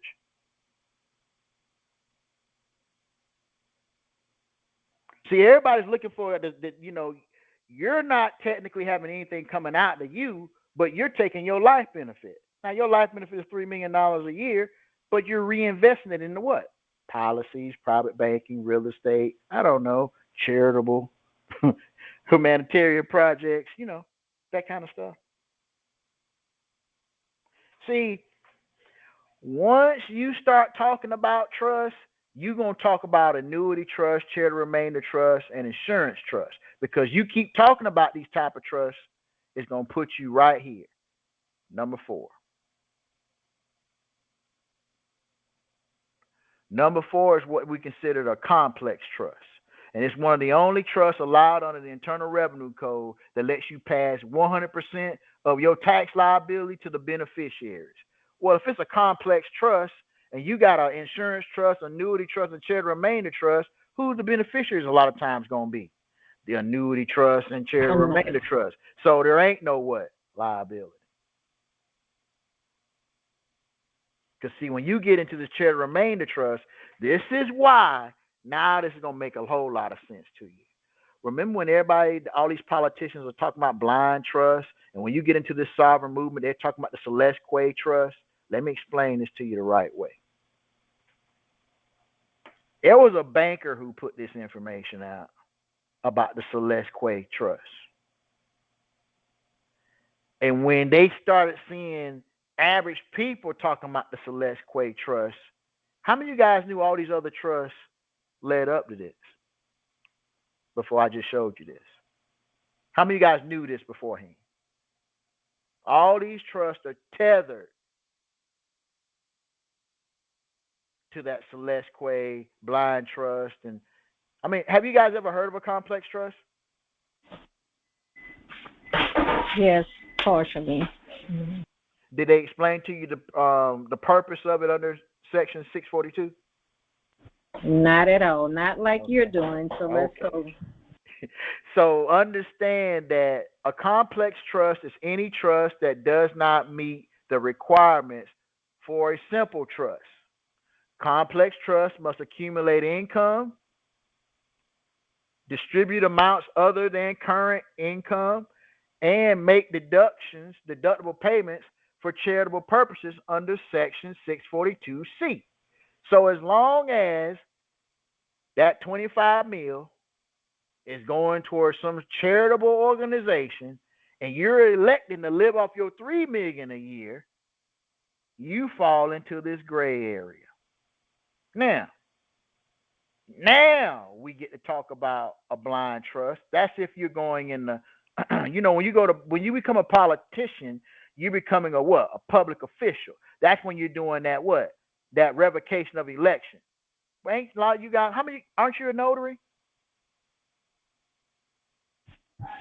I see freedom. I'm working on a notary and processing those transactions. So if you're a notary, anyone that asks you about your trust, if it's the IRS, it's a complex trust. If it's Joe Schmo off the street, it's a blind trust. Get it? Got it. You ain't supposed to be talking about the Celeste Quay Trust that all these sovereign citizens be talking about. That's why they set up all these pitfalls for you. Because they know they had to give you a lot of the truth to corrupt the rest of the stuff that's there. That's why they demonize being a sovereign and this, that, and the other. Now go back to the definition of a syntactical trust. If you create a syntactical trust, that's all of these trusts operating as one. And we just discussed 15 trusts. There's over 90 of them. The AI just lets you pick different combinations of the trusts that are there and have it operated in a syntactical manner. This ain't too complex for anybody to understand, is it? Like if you guys go back and watch this video a couple of times and take notes, you pretty much will be able to understand this, right? Yes, but I'm going to have to test your theory. Mm-hmm. I have some of this. I'm going to have to test your theory in terms of that 1% life insurance, setting up the charitable trust. Gotcha. The other trust being the beneficiaries of that charitable trust. If you take the charitable trust and we get into beneficiaries, now let me ask you this I'm going to put my accounting hat on. Is there a preferred role for the beneficiaries? Like, do you prefer the beneficiaries to be on the tax block or off the tax block? Off. Okay. So, whatever it is that you decide to do, if you don't want them to be, you want them to be off the tax block, then simply attach to your trust res an operating agreement. An operating agreement is going to keep whatever you have on that ledger as the only thing that matters. It shows the intent and it protects those beneficiaries and keeps them from being attacked by third-party institutions that want to, breach and tax the estate. So if you write a bylaw into your trust that allows for those things that are happening to happen, and then you properly document, note, and minute those actions, there isn't a liability for these beneficiaries. Now, what they do outside of what me and you are talking about, that's what they'll become liable for, because it's not what you say, it's what you do that determines who you are. Now, we got a provision inside the trust that says you can do all this stuff. You go outside the trust res and still try to do this stuff. Well, the only thing now the trust going to do is stand back and watch you get in trouble. So to keep everybody honest and keep your beneficiaries off the tax block, write it into the provisions that if they're holding this particular trust unit at that moment of them taking possession of the unit, they are no longer to be looked at in that status, because that's how it's being recorded. How many notaries do you need to pull that off? 2 or 3. 2 or more. There you go. Mm-hmm. You got 2 or more, you do a proceeding and get that into the record. But an operating agreement is what's going to give you that allowance. Now, with the operating agreement, can I go to ARIS in order to accomplish that, to set it up in an asymmetrical way so that they can be protected? Correct. So if you have your data, you have a basic outline that you want to utilize, and you will definitely be able to utilize this ARIS platform to perfect one. So if I have bylaws already written, I can put it in there and instruct ARIS to make it asymmetrical to protect the beneficiaries as my prompt. Correct, exactly. So in your prompting, you just give it the instructions of what you want and give it an example, and it'll do the heavy lifting for you.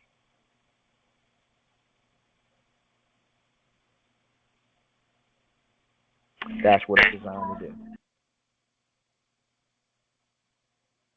All right. So I think everybody's starting to get this. I'm feeling a little bit better, and I'm not so nervous no more. All right. Now, let's get some Q&A going here. All right. Up until this point, we covered a lot of information. Hopefully you guys got some questions that you hadn't had a chance to ask yet. At this particular moment, I'm going to allow you to press 9 on your keypad, and I'm going to go down the line and actually got any questions, comments, or concerns or anything you heard up until this point. If you was already brought in earlier and you asked a question, you still can unmute yourself and ask questions. But what I'm going to do is I'm going to give everybody a chance who has not had an opportunity to ask questions to do so.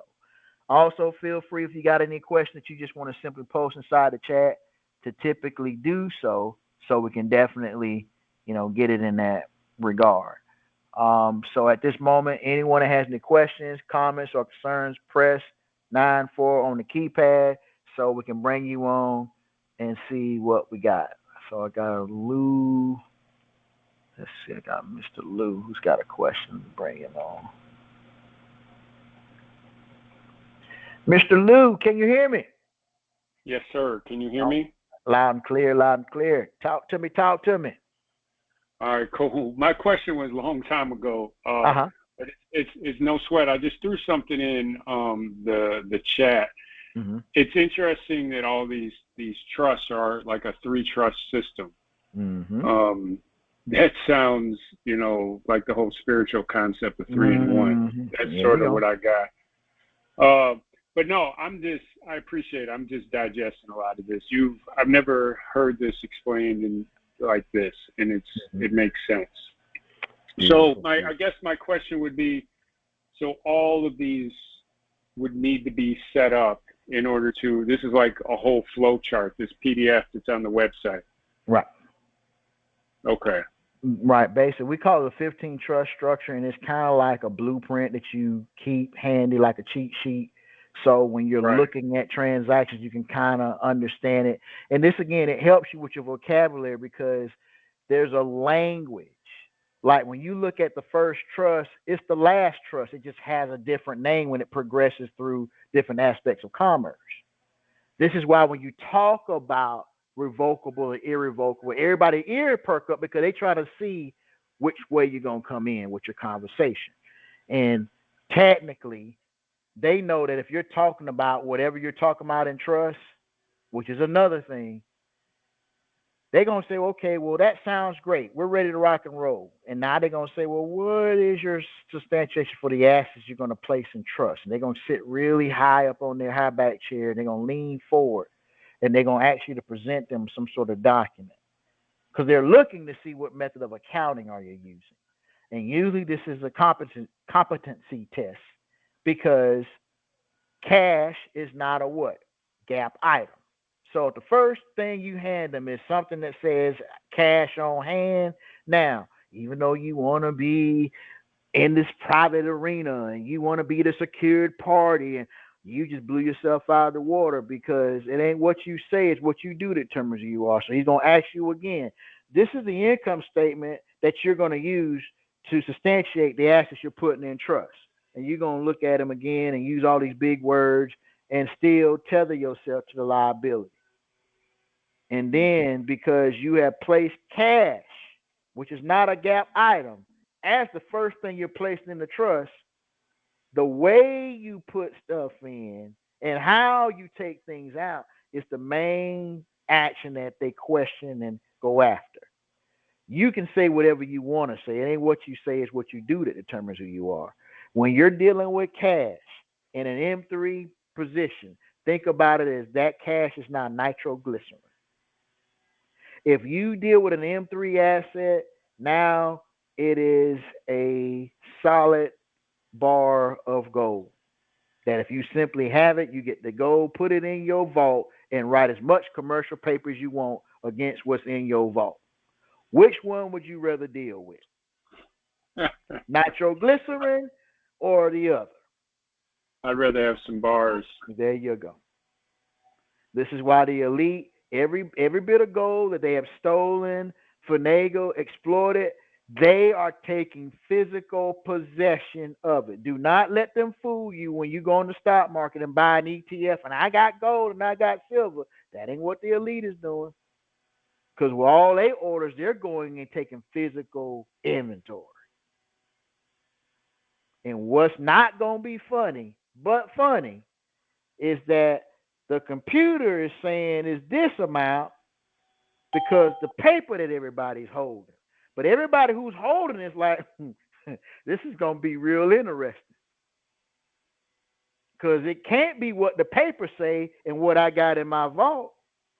That's impossible. Man, so you mean to tell me they're selling gold on paper and silver on paper and not having the physical asset? Yeah, that's what I'm trying. This is why, like, you guys that have gold and silver in your possession, let me explain to you what you have. An ounce of gold today is about $32,000 an ounce. An ounce of silver is about $2,800 an ounce. And I'm being modest and lowballing it. Like in Eris, you are allowed to write commercial paper and have it insured and reinsured for that amount if you physically have it.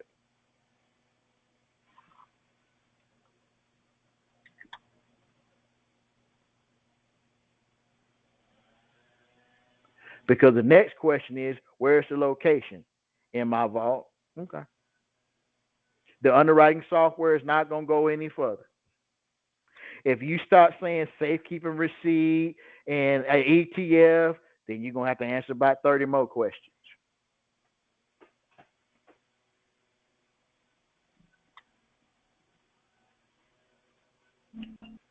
Oh, I'm waiting for the question. Yeah, that's what you guys have. So they have an incentive to keep the Ponzi scheme going with selling the paper. So what they're trying to do is all of these local coin stores and shops, they're forcing them out of the banking system. They're saying if you are actually a coin distributor, for some reason, the bank is going to want to drop you as a customer.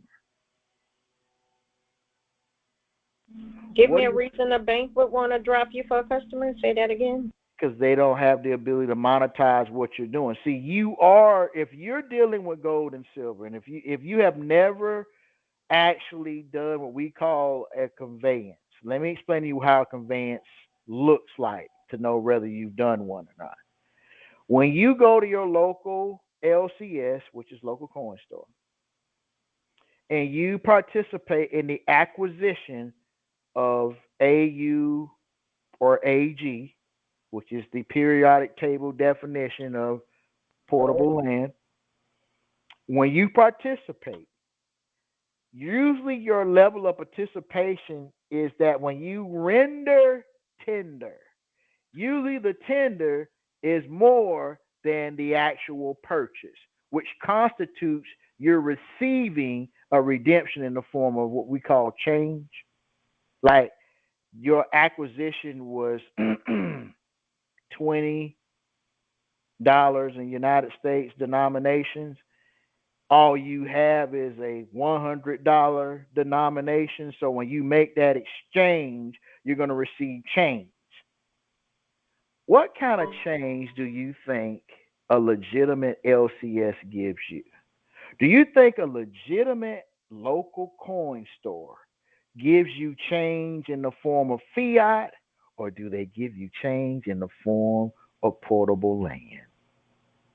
The local portable land, but the bank fiat. Mm-hmm. So watch. This is where I'm gonna go ahead. If you ain't done it, go out and start doing it while you still can before they change it tomorrow.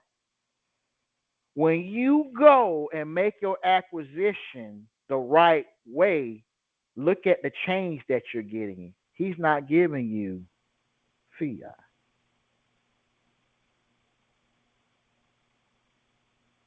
You went there with fiat, remember? And you was able to get change back in portable land. But you purchased what? See, it is the only thing you get to talk about after the fact is the purchase, not the change.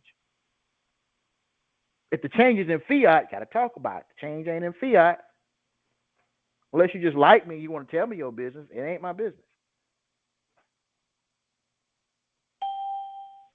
Are you understanding the move? Not really, but what I'm hearing you say and understanding is that 1 ounce of gold and has an actual if I go to my bank and trade in that 1 ounce of gold. Oh, the bank is only going to give you.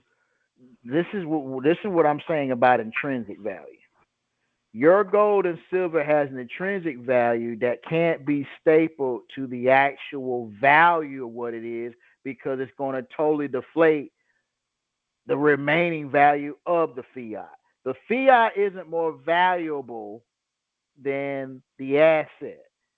And local coin stores have exploited that in your favor because when you come in with fiat, they're able to give you extra pieces of portable land. Portable land that's not on the public record. Portable land that you can deem as collectibles.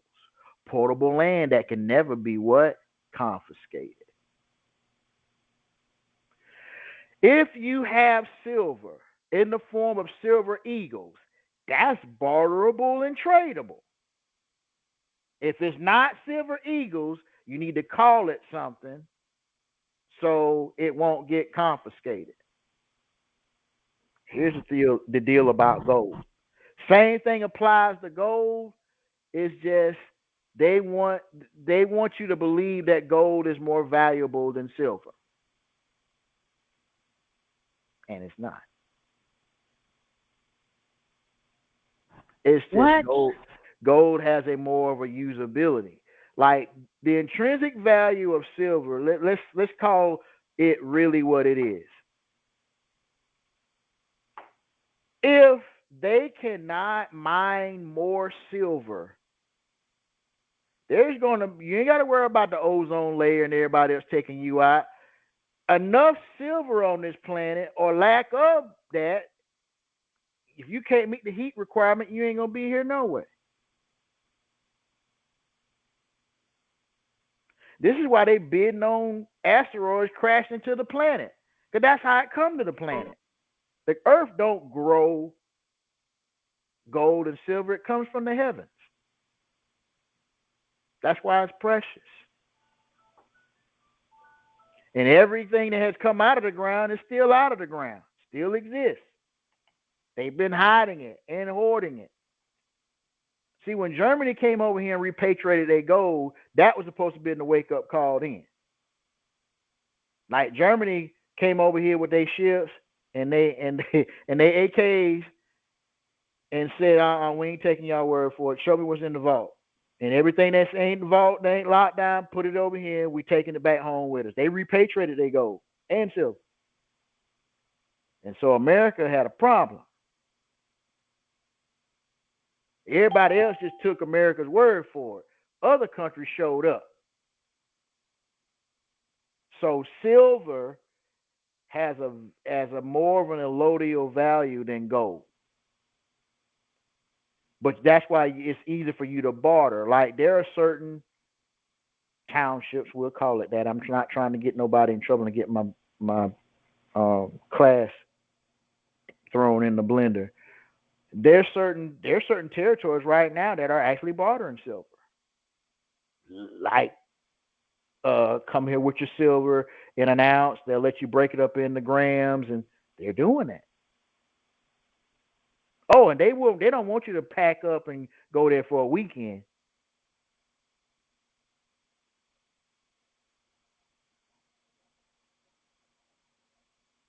Case in point, barterability gives you an option to not even participate in this digital shell game. So they take it off the board and they give you all of these digital options.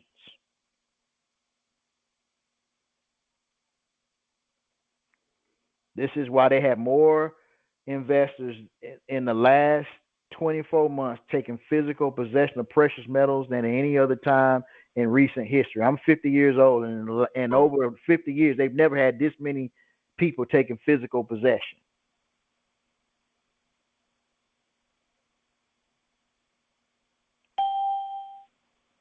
Because they want to keep you calm, cool, and collected. You know, to keep the faith in the currency, they got to give you this Fed Now account, force it down your throat, and tell you how good it is.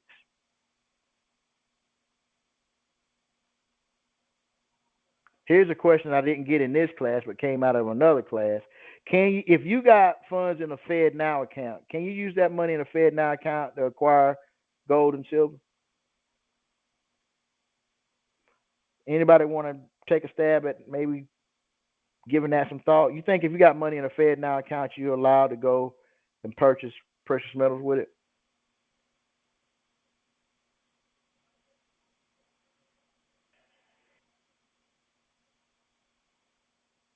Probably not. I would say no. They're not going to let you do that. Not with a Fed Now account.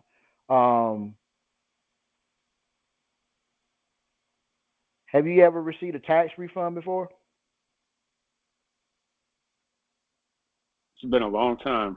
Okay. If you are due for a tax refund, you don't have to take it in fiat. You can take that in precious metals. Did you know that? No, I didn't know that. There's some changes coming up in October, but you still have those of you that are in this space. No worries, you will be allowed to do so with the ARIS system. But the general population, unless they know you, they're not really gonna have access to it because they're not promoting it that way. Remember, they got all these people buying this paper with no gold backing it up. You know, they don't want to expose that market. So there ain't gonna be no incentive. You know, yeah, buy gold and keep it digitally in the system. You get to buy Nikes and Gucci bags and stuff like that. Pull it out of the system and you ain't gonna have no value. And see, people say, well, I just tuck mine in like Debo. I ain't gonna tell them. You ain't gotta worry about taxes after October because they just gonna take taxes. Like they're literally gonna say, well, that $2,000 you got sitting over there in your savings, we'll take that. Thank you. We're taking that for taxes. You know, you're only going to have value in the system that they let you play unless you got your own system. What started this conversation? If you got physical gold and silver, you get to write as much paper as you want against it.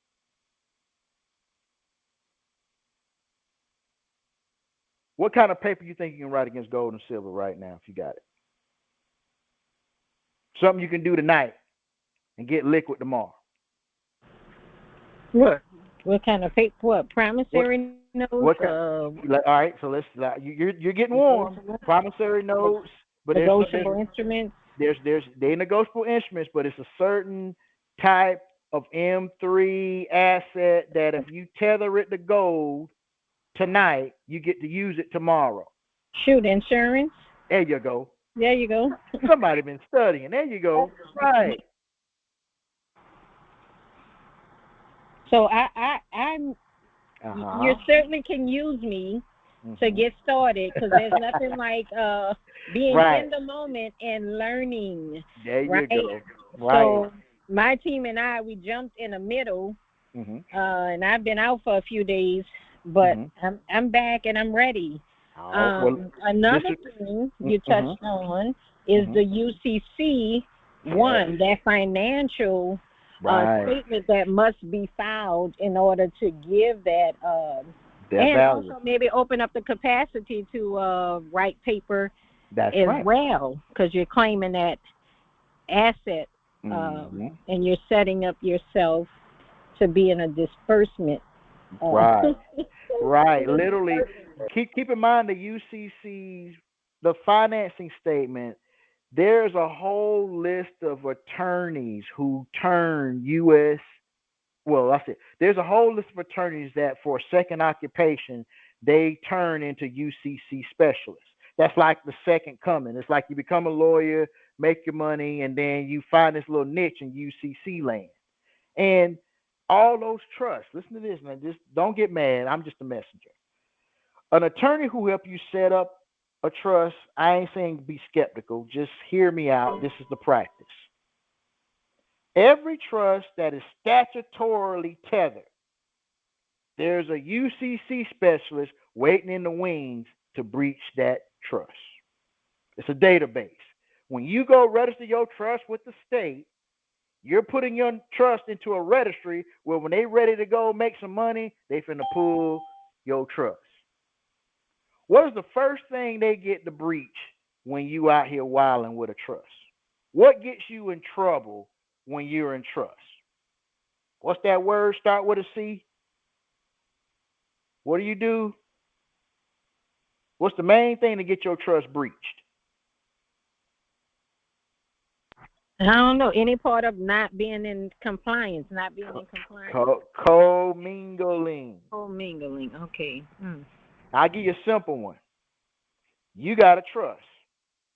You got a personal bank account and a business bank account, all in the same bank. Here's what I see. You got a trust account in the bank, you got your personal checking account in the bank, and you got your business account in the bank.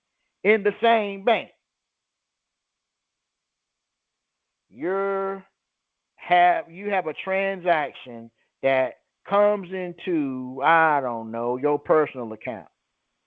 Your sister owed you some money, she paid you back. Okay? It comes into your personal account. And then you decide, I need to put some tires on the company car. So you transfer money that your sister gave you in your personal account to your business account to buy the tires for the company vehicle. Sounds like an innocent transaction, don't it? Right? Right. That's commingling.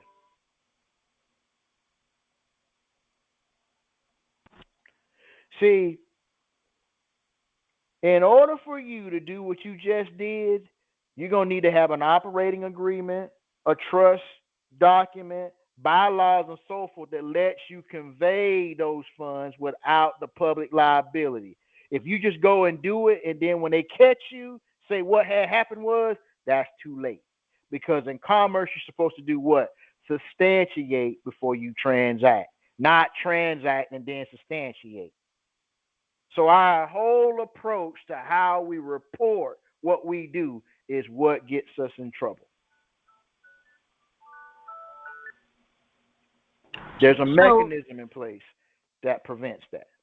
Okay, so if it were you and you had all of these bank accounts at different banks, would you keep your trust at a separate bank versus separate bank, separate institution?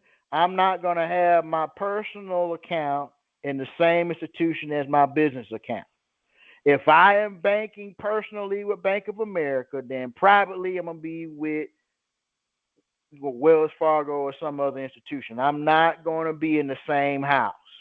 I know that's a little inconvenient. I got to drive all the way across town. Well, that's better than facing a federal indictment. So I'll put a little extra gas in the car and I will go across town. When I transact, every time I move, like I have an account that I use and I have actually uploaded my own algorithm to my ledger.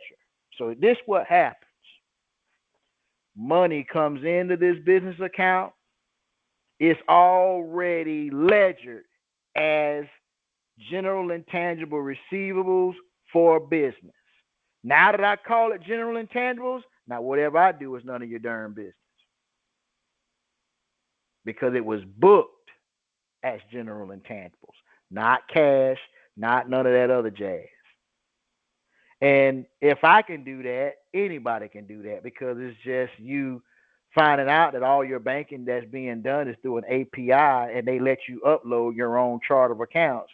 So every time my card is being swiped, I'm ledgering it, in that capacity. I would not commingle. I will always file currency transaction reports. Those two things, I sleep very well at night knowing that all my transactions were substantiated before I acted. Because it's not about it not happening. It's about me documenting my intent.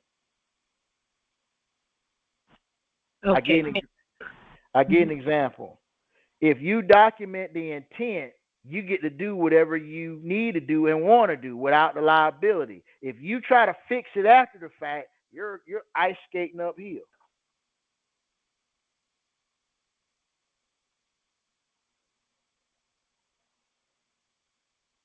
So make the work easy on yourself.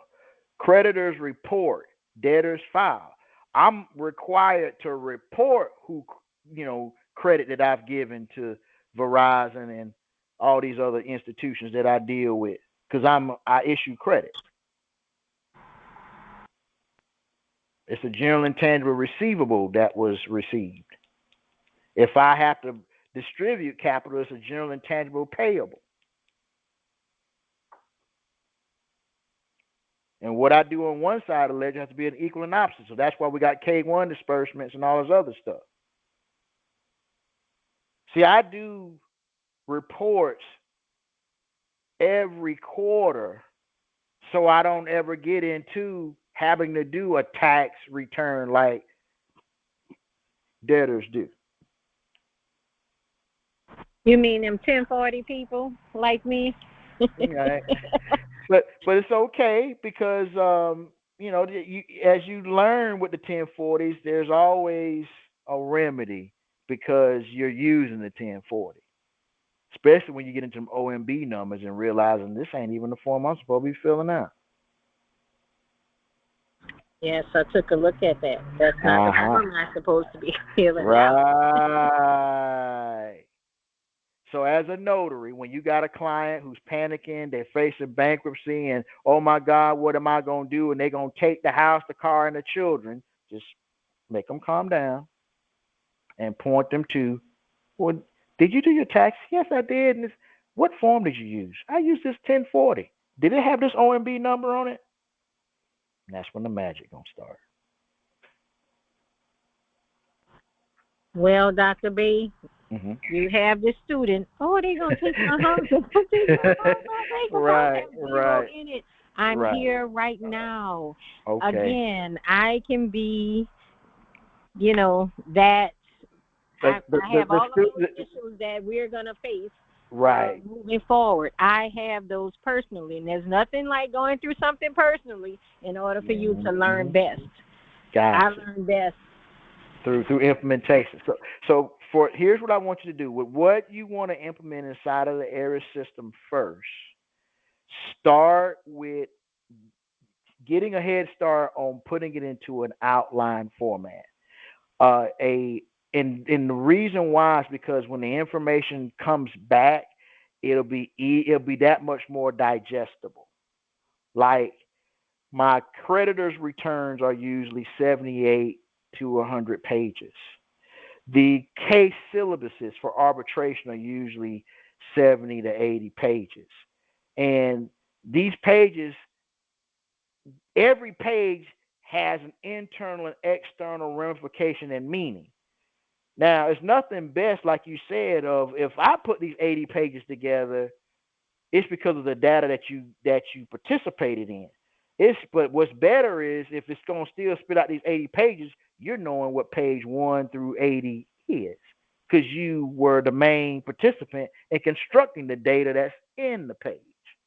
Now, if you know that it came off of your ledger on page 30 and it went inside of this case syllabus on page 40, then when you start citing cases,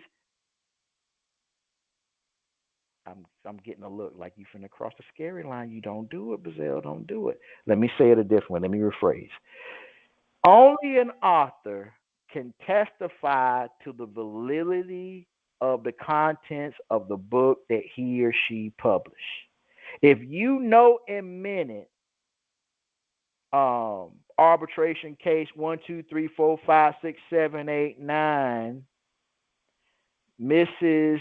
Such and such versus the United States IRS, and you come to the part where this conveyance was done, noted and documented, that case now stands as what? Fact. And it actually sets precedence for someone else who's going through the same thing that you went through to what? Use the same case. Now, I'm not saying your case you did here in arbitration needs to be brought into a public arena because that's a what? Different jurisdiction.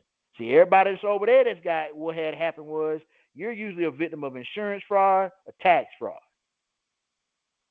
My house being foreclosed on. You start explaining what had happened was somebody crossed tax code jurisdictions and insurance code jurisdictions, meaning that they committed insurance fraud and tax fraud, if not both, one or the other. You did one or the two or the other. And it's probably some other stuff too. All I need is one violation to get my claim on top. But you try to cite about 10 because it's commerce. If the sky is blue and you put that into an affidavit, can anyone rebut the fact that the sky is blue?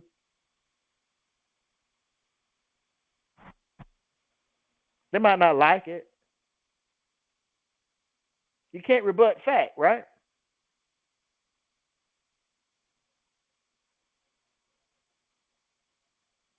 So definitely try to construct your scenario in a way, and that we're going to get into that, and the Aris platform will allow that.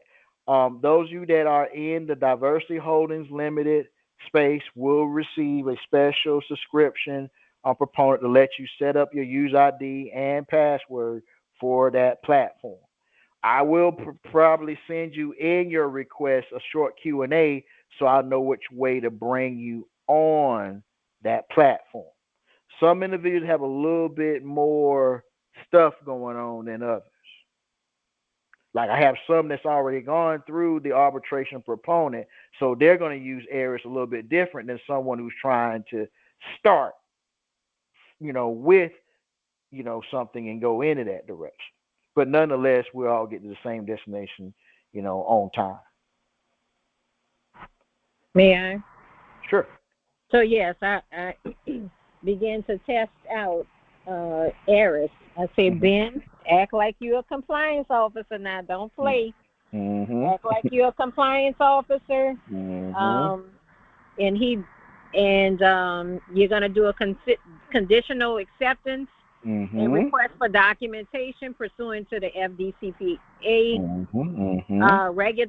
regulatory compliance and the SEC Act. So he spit out some good stuff to me, then didn't play around, and I did the same thing with ChatGPT. In terms of using these bureaus or these federal regulators in terms of being a compliance officer. And I like what he spit out, so I can also use that. Right. And it does come from a client's perspective. Right. So. Right. You want to technically prompt it in every way imaginable to give you as a thorough perception.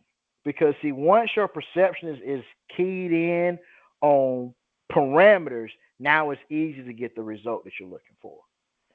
And don't be afraid to do some deep diving once you get that fundamentals. Like I try to keep fundamentals in the capacity of, we're going to utilize UCC 9-608, 609.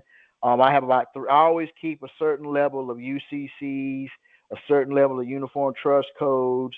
I keep certain fundamentals. These are like my pillars. These are the things that are going to keep us in bounds. So my solutions and remedies are going to be tethered to those fundamentals. So knowing a process, knowing what an operating circular is, knowing a particular convention or accounting methodology is easily tethered into your solution. And that doesn't leave room for to leave no stone unturned. Okay, I got you on that. And now with a mortgage, in terms of being tethered to some type of structure every time you go in, with that acknowledgement of contribution, when was the appraisal done? How did they assess the property in order to give it value? Because when you mentioned tax fraud, and I did some listening on the radio, so this is where I'm getting these key terms that I do want to feed Aris to give it that structure. I like that. I'm starting to get this. Although we jumped in the middle, my team and I, we jumped in the middle of it, so we were like on 6. But we need that starting point to go back. And, so you can perfect it, right? Because it's like what you have at this moment. It's just building a thorough infrastructure. So what you do is you take your UCC filings, all of those things that you have that are considered tangibles, and to keep those tangibles, it's about how do I take this information and utilize it in the security settlement system where one, I'm going to end up with a properly constructed annuity trust, a properly constructed insurance trust. Having those things, now I'm in the vocabulary where I can say unequivocally, this is a complex trust structure. These are the moving pieces. So with these moving pieces, if I'm going to discuss anything, first things first, if I'm discussing it with beneficiaries, all of these individuals are being told the position that we're taking, so liability stays where it should be. Second, anyone that's not part of our board, and this is you responding with a no response, if you will. It's a kind way of saying stay out of my business.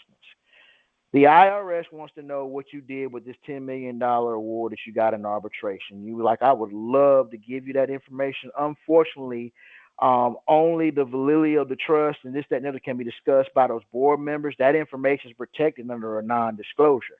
So, give me your contact information, and I'll make sure that this information is brought up in the next board meeting. But I'm not at liberty to discuss anything that's under the protection of an NDA. And they might not like it. Love it. But you respond with an adequate response because you're not allowed to breach a non-disclosure agreement. Now, you put a price to it, put a UCC to it. Here's the deal. If you want to talk about it, here's the instructions. And, our next board meeting is next Friday. So it sounds like you just attached a fee schedule to that information. Of course. Of course. And that's how you do it. So it's like when you do it that way and they refuse to pay the fee, well, hey, it stands as fact.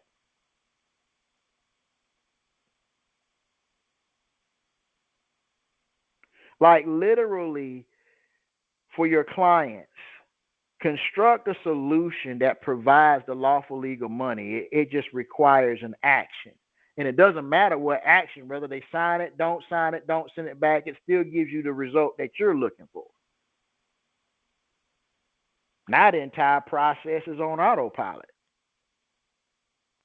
That's the difference between tax avoidance and tax evasion. Right. Okay. Right. And keep in mind, when they say illegal, they're just saying non-taxable. That's what you got to bring them back to. Until they start putting the math with the words, they ain't gave you no definition page of what they're saying. Don't you go around start assuming. See, their failure to define what they say gives you the ability to define it. It's because you didn't define it that I gotta give it some substance. It amazes me how many times we end up moving into an unhonorable position out of nothing more than correspondences. If it isn't an offer, consideration, acceptance, and signatures with an S, then whatever they sent you, it's a levy, it's this. If it don't have them 4 parts, it's a correspondence. Wait, say those 4 parts again? Offer, consideration, acceptance, signatures with an S under penalty of perjury. It's a correspondence. Yes. Okay. And you're not supposed, you can voluntarily correspond. Or you can say, well, I only correspond to form an affidavit when it comes to commerce.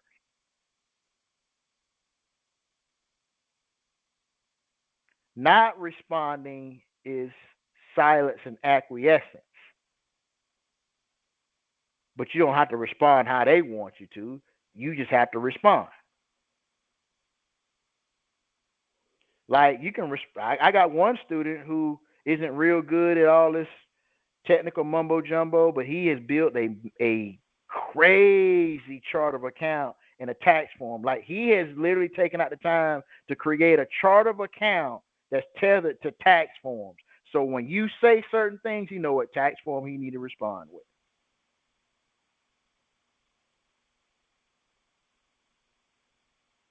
They send him a car note, he knows what tax form to handle. They send him a mortgage payment, he knows what tax form to send him.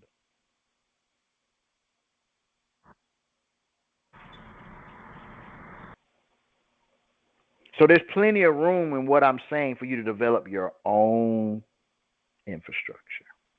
ARIS is designed to enhance what you do in that regard. May I?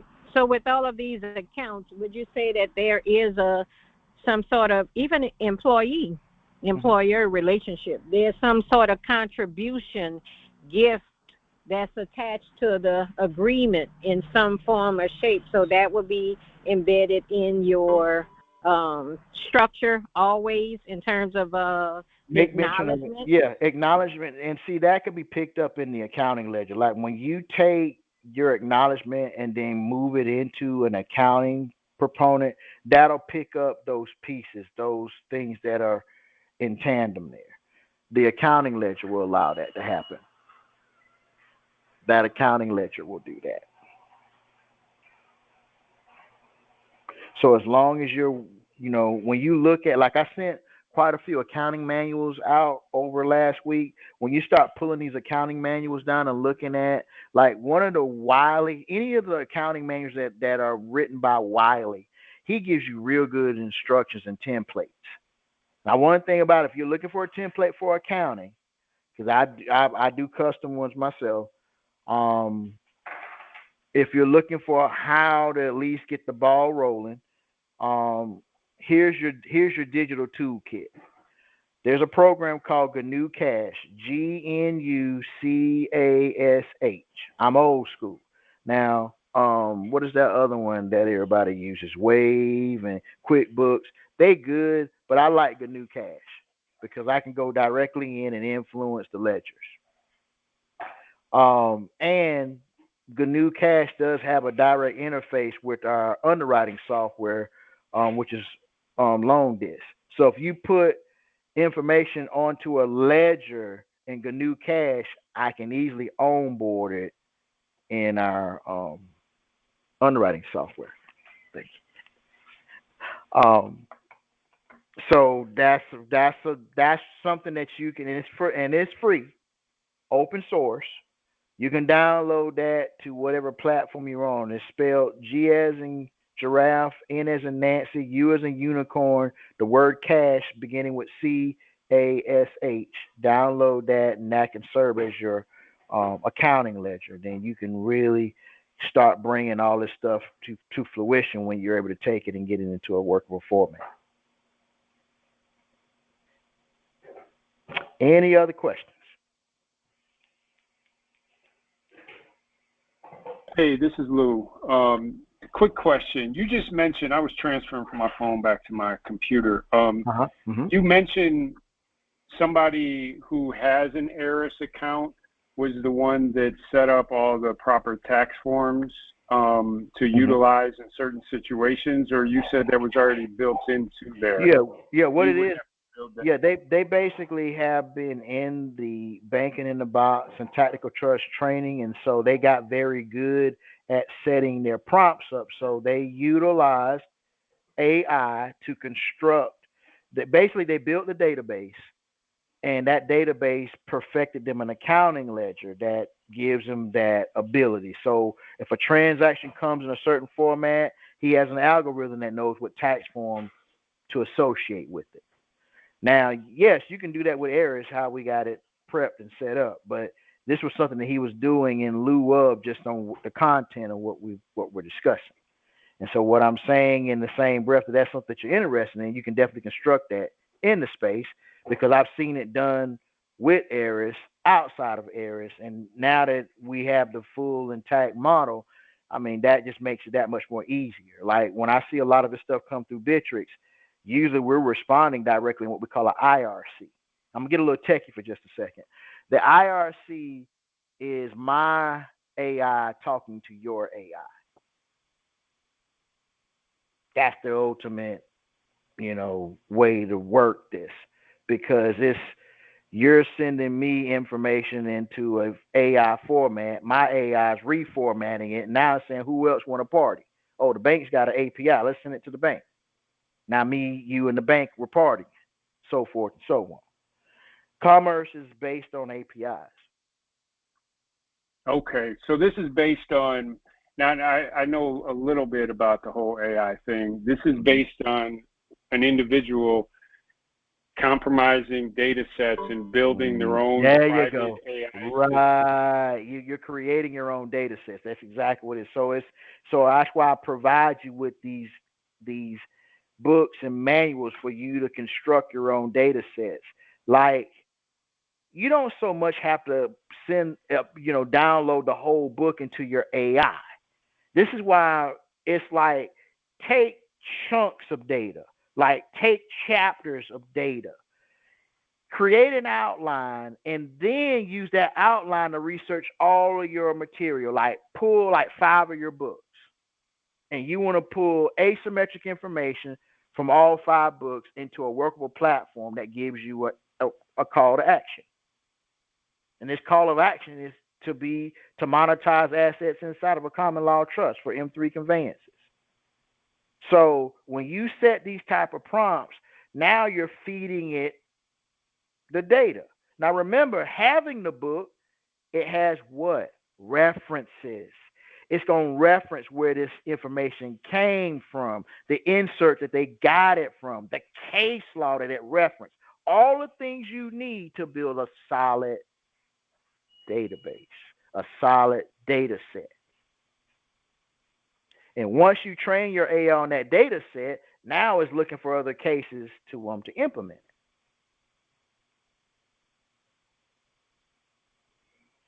I'm getting. I understand what you're saying.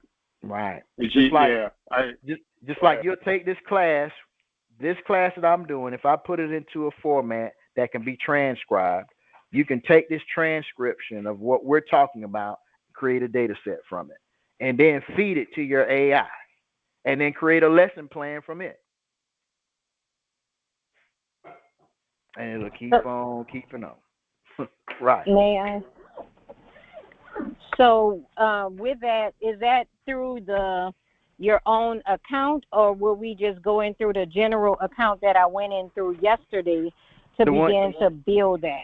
The one yesterday, the one that I'm going to give you now is going to be what you just witnessed in the presentation. So I'm giving you direct access to the AI that has been trained to do these things in that mechanism. You want to use what you have in conjunction with this description that you're going to be taking, because it now gives you 2 parameters. One is you do most of your heavy lifting, scratch paper type putting together in your chat GPT that you have. Then you bring it to Aris. Then when you bring it inside of Aris, if you take it back to chat GPT, it'll start training your model. Remember, it's a language model. It's an 8-year-old that's read everything on the internet, but is looking for data so it can learn.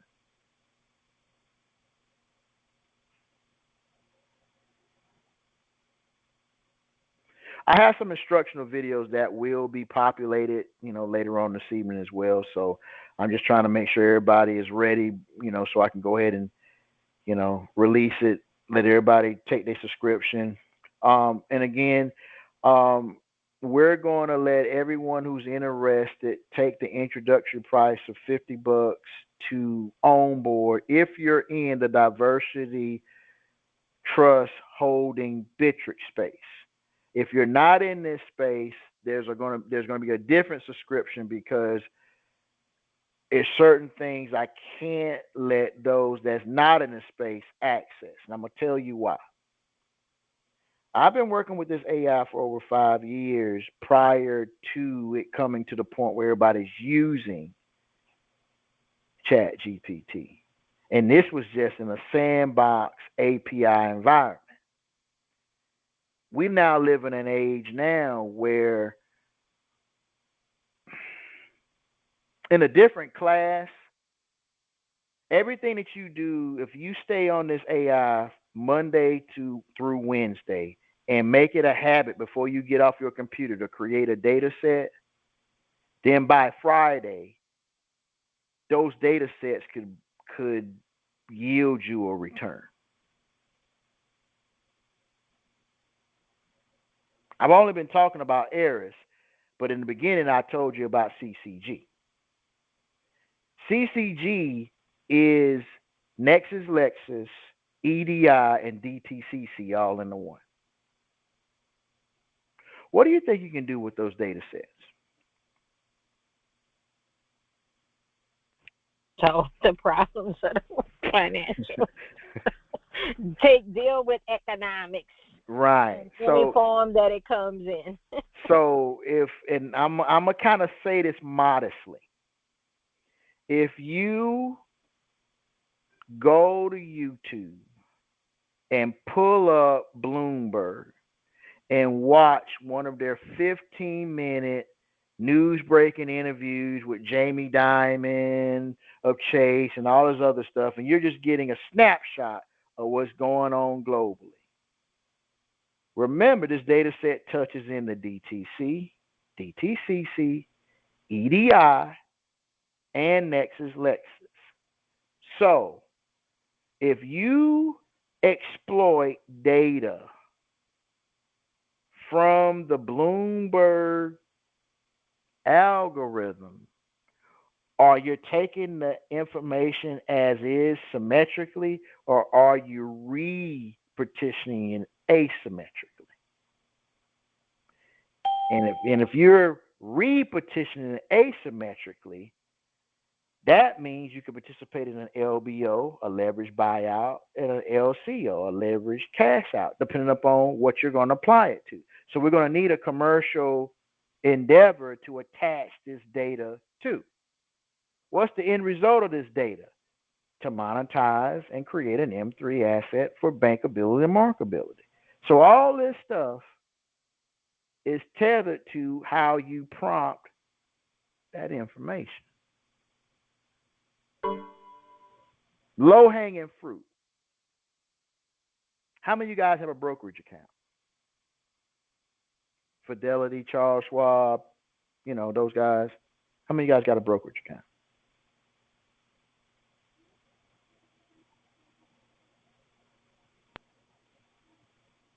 I have one. Okay, so let's say for laughs and giggles, you did that, got your pretty good roadmap. Now you got everything where you want with Eris. Now you're ready to monetize it. So now you start asking questions about CCG. And it'll ask some questions. It'll analyze the data. Then you'll be prompted to take certain actions. Now, depending upon what you're asking, that's the direction of flow it'll go. I'm going to give you an example. Can you buy stock right now, even though the stock market here in the United States is technically the closing bell has already sounded? Can't you still buy stock after hours? Oh, wow. Certain people can. Mm-hmm. I know that much. And can't you trade, like right now, isn't there other markets that are open even though the United States is not open? Yes. Okay, so when you tap into that whole CCG, you're now on that flight to monetize that value before morning. And the magic number is whatever you put on your ledger, you can grow up 7 times by morning. That's a different conversation, but this is what I mean by you got to be careful. It's tethered to do that. So I'm trying to ask questions while I'm setting up your use. Like, I don't want you to get in trouble, but I really want you to know what you're touching. Right. It's like don't play with guns if you don't know how to use them. Right. Like I don't want anyone to not have access to the technology and not be able to benefit from it today. Well, I'm going to take you up on another offer. Mm-hmm. Be on Eris, train it for 2-3 days. Mm-hmm. And I should be able to monetize it. Right. That's if you offers. I'm doing acceptances. If you noticed, I did an acceptance on that UCC. Mm-hmm. You made an offer, mm-hmm. Not quite, but I'm doing an offer and acceptance. There you go. Literally, you can take like the one that I'm going to give you is going to allow you to really push that demographic in a certain capacity. And it's just now a matter of just how you're thinking about scale. See, if you went through the arbitration courses, remember the arbitration that talked about smart contracts and blockchain? You want to go back to it because there were some things they said about what you can do arbitrarily that directly influence the blockchain. There's a clause you can attach to a particular blockchain in particular.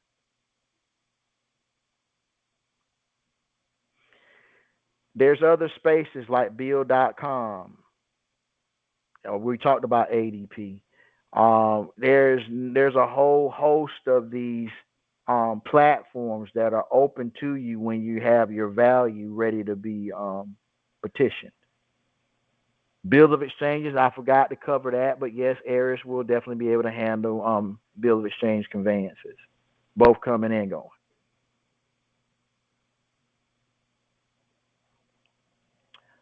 But again, got a little bit of daylight.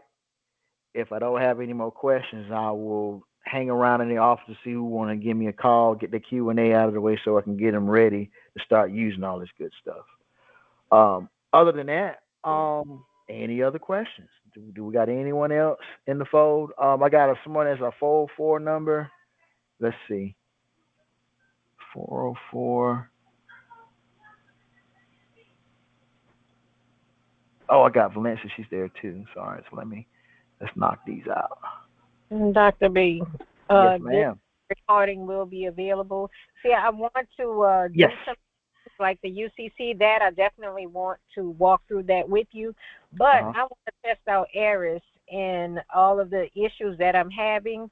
I want to test out Aris to build it to see if I can resolve those, and then I'll come to you. But first, I do to test this out myself, which I don't have a lot of time, but I think that if I do the right thing and implement and put in the right feeding, feed it the right information, that I'll have my remedy. So in terms of structure, that's what I want to get with you on. I do have a statutory. See, I have some of these things in place and don't know what to do with it. Just bringing them into a data set. That's all. We got to perfect a customized data set for the solution that you're seeking. So basically, gather a resource sheet and then implement it into a solution. Gratitude. That'll work. Caller, phone number 445454242. Can you hear me? Yes, this is Empress. All right, talk to me. I seen your hand was raised. Okay, quick question. It's two questions. One, I did not hear where you said, I think I was driving and it went out, when you said something about what instrument can you use or something right now and monetize, do something with it tonight and monetize tomorrow. Okay, that's part one. Right. I didn't hear what instrument that was. Insurance. Okay, two. Insurance. It was insurance. Oh, insurance. Right. Okay. Two, so in this process, for instance, with the UCC and leveraging and things of that nature and all the bells and whistles, does that UCC 5 letter of credit don't fit into this in any shape, form, or fashion? It sure does. It does, because when you get into implementation, CCG is going to explain to you how that data is monetized. Then it's going to also refer you to the last window on that website called AlfyNet. AlfyNet is your version of a UCC platform where what you post can be monetized. So once you feed it that information in that format and it records it and data stamps it, now it can be pulled down by any market maker that fill out a Form 211 for a publication of monetization. This is without a Bloomberg terminal, but with a terminal, it gets a whole different mechanism. So some of you guys are going to be able to do a UCC inside of that AlfyNet, use CCG to monetize it in the form of insurance, and then use Aris to do all the heavy lifting in between. So it's just a matter of what you're trying to do. But there's a whole mechanism inside this platform I'm finna unleash to do a lot of that stuff. That's why it's essential that you prompt your data sets accordingly. Like inside of your data sets, it should incorporate the tax forms that you need. Like a lot of the things that you need, you already got. Like you may not need everything. You may just need 3 forms. It's just those 3 forms can be utilized a lot of different ways because the data that's on one form is going to end up on another form somewhere else by someone else. Over here is insurance and reinsurance. To make it easy for you, everything you do deduce to insurance and reinsurance, you can use it tomorrow. That's the end goal. That's the end result. Like if you're doing it in a word problem scenario, what's the end result? Insurance, reinsurance. What is the data that's being insured? What is the data that's being reinsured? Who's using the insurance and who's using the reinsurance? Is it being used as a form of liquidity, an M3 asset, collateral, etc.? I didn't lose you, did I? No, I'm on mute because my GPS is loud as I don't know what. But yes, I'm following you. Okay, good deal. Good deal. Any other questions?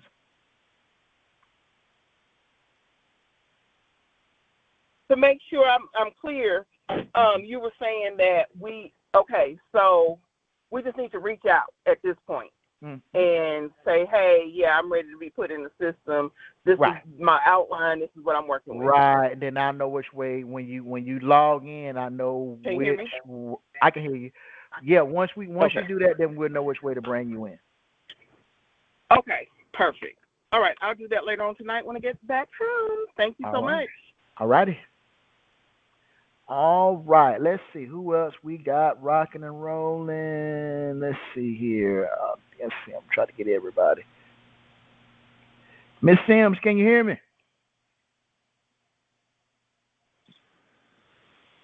Is it for me? It's you. Hi. Greetings. Okay. Greetings. 2 questions. Sure. Fire away. First one, can non-resident aliens file a tax return and get a refund? Okay. Short answer, yes. Okay. How? Well, that depends upon the variables. Okay. The variables meaning how much they disclose? Here's a variable. Have they ever got a return before prior to this question? Let's say no. Let's say they're fresh off the Biden administration's airplane. All right. Fresh off the boat, so to speak. All right. Yeah. So that thing. Yes, they can, but there's a method to that. Like, I'm going to shoot from the hip and say a non-resident alien that's seeking to collect taxes versus paying taxes has a better chance of a return than the latter. Like, a non-resident alien under this administration may get a little, not pushback, they may just be told, yeah, your normal refund will be $7,000, we're going to reduce it to $3,000, and here's the reason why. You follow me? Like, then there's an algorithm that's doing the returns now. We've been talking about HAL for a long time. HAL has been running the IRS for last 3 to 5 years post-COVID. So it has gathered a lot of intel about non-resident aliens. So yeah, you can get a return. Okay. So speaking of that, I'm assuming that, it's not official, but I'm assuming that the government is probably going to be shut down. And the reason why I'm saying that is because of what the SBA sent us about cease conducting business until further notice, because SBA and all that is funded, even though they foreface like they're the government, they're really just contractors, right? So if the government is not paying their bills, then entities like the SBA and so forth aren't getting their invoices paid, right? Okay. Well, so in one aspect, unless they're factoring and doing some other stuff. There's a different algorithm. Remember, trusts are not supposed to have a surplus. The SBA has an $8.5 billion surplus. So why in the world would they tell us to cease business? They don't want to pay us. Liability, right? Liability. Okay. Liability. It's about reducing liability. Right. Oh. Okay. Right. So they're gonna eat off the fat while they trim liability. Okay. So that's another discussion to be continued as things unfold. Because I got more questions in regards to what I want to hear personally what you think the IRS is about to do differently than in any other tax year of our existence as human beings. I can get away with saying this. You're not gonna have the luxury of voluntarily disclosing. They're gonna assume that if they see it, it's theirs. Like the extra $2,000 that you had sitting aside that you didn't report, that's checked in now. Like everybody's on the same marching order. Okay. So everybody. Okay. So it's no going back. Nobody can go back at this point. Trustees can, because they're not on. Remember, the FASB is a trust. Like this, is what you don't realize. Right. They're telling everybody what to do except for trust. Why? Because they're one. So that means if you want to not get your wrist slapped, you need to start a trust. Other than that, they've already told you what they're finna do.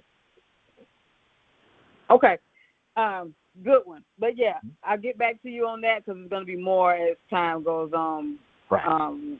Let me ask about routing numbers and so forth with instruments on commercial paper. Business routing number or personal in somebody, which in my profile, which would I use on my commercial paper? Like, on your commercial paper, let's call it what it is. If your commercial paper is backed by precious metals, then you do not have to put public routing numbers on your instruments for negotiability. You just need to have a numbering system. Here's the liability. Okay. The minute you put their number on that instrument, you're just opening up a whole nother jurisdiction for scrutiny. Because, like you said, the ACH belongs to them. Right. Now let's flip it around. When you're doing K1s, you need to know that information because that's where you're crediting. You're making the credit go to that account. So when you're using tax forms... Wait. You just took off and I got whiplash. Look, so with that scenario, what we're talking about, I'm using my series of numbers on one side, and then on the other side, I'm substantiating with the stuff the public stuff for the K1. Okay, so that's how it pays for itself on the plan. I was wondering that. Thank you. That's it. All righty. Appreciate it. All right, let's see if we got any more questions before we jump out of here. All right, I'm gonna try. Let's see. Did I ever get the IC Freedom? I'll try it one more time. IC Freedom, if you can hear me, you should be able to unmute yourself. You got any other questions for me, big bro? Anybody? IC Freedom? Any questions, comments, concerns, or anything we talked about up until this point? No, I just missed the last part of discussion with the bank routing business routing numbers. Can you expound on that or read? Basically, in the interim of usability, banking routing numbers on commercial paper, if you are tethered properly into the DTC and DTCC, there's a way to use them, but this is not for the faint at heart. So I'm going to say it this way. If you have portable land, do not include public routing numbers on the instruments. If you need a number, let that number be a LEI because that will encompass all things commercial. And it'll let you participate in notional pooling. Only competent fiduciaries can utilize notional pooling where you can have an M3 asset and give it to someone who has to go through another agency, an intermediary, to make it a M2 or M1. The instructions are already intact in your M3 conveyance. It's just not your job to make it liquid. It's their job to make it liquid. It's your job to create the instrument. Their job is to make that instrument liquid. That's why they have bonds and insurances and things in play to do that. Now, to use the bank account information. That's if you're sending credit. So if you're sending credit to someone, then you can use those routing number and account numbers if you're issuing credit. But if you're trying to use it any way other than issuing credit, don't put public routing numbers and account numbers on it because it creates a different jurisdiction. In fact, use bills of exchanges, an international bill of exchange, because you're coming outside of the federal territory. Now you can utilize an international bill of exchange under Operating Circular 10, and there's a whole provision, and the New York Hague Convention will allow you, all the instructions that you need. There's an international treaty to handle that type of conveyance. If it's a trust instrument, it's going to be Trust Convention 30. If you're trying to convert it to an M2 or an M1, you're going to use the New York Convention. So one is to receive credit, one is to issue credit, and you know which, based upon who you are and what you're utilizing, what is what. Listen to this recording a few times to really get the difference between what we just disseminated when it comes to bank transactions versus transactions of a commercial paper standpoint that's backed by gold and silver.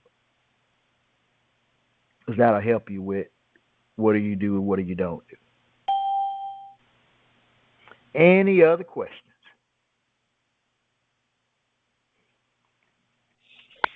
Hey, am I still on? I'm still here. Okay, thank you. Okay. Bill of exchange. Is that a service offered through Apex or the? Okay.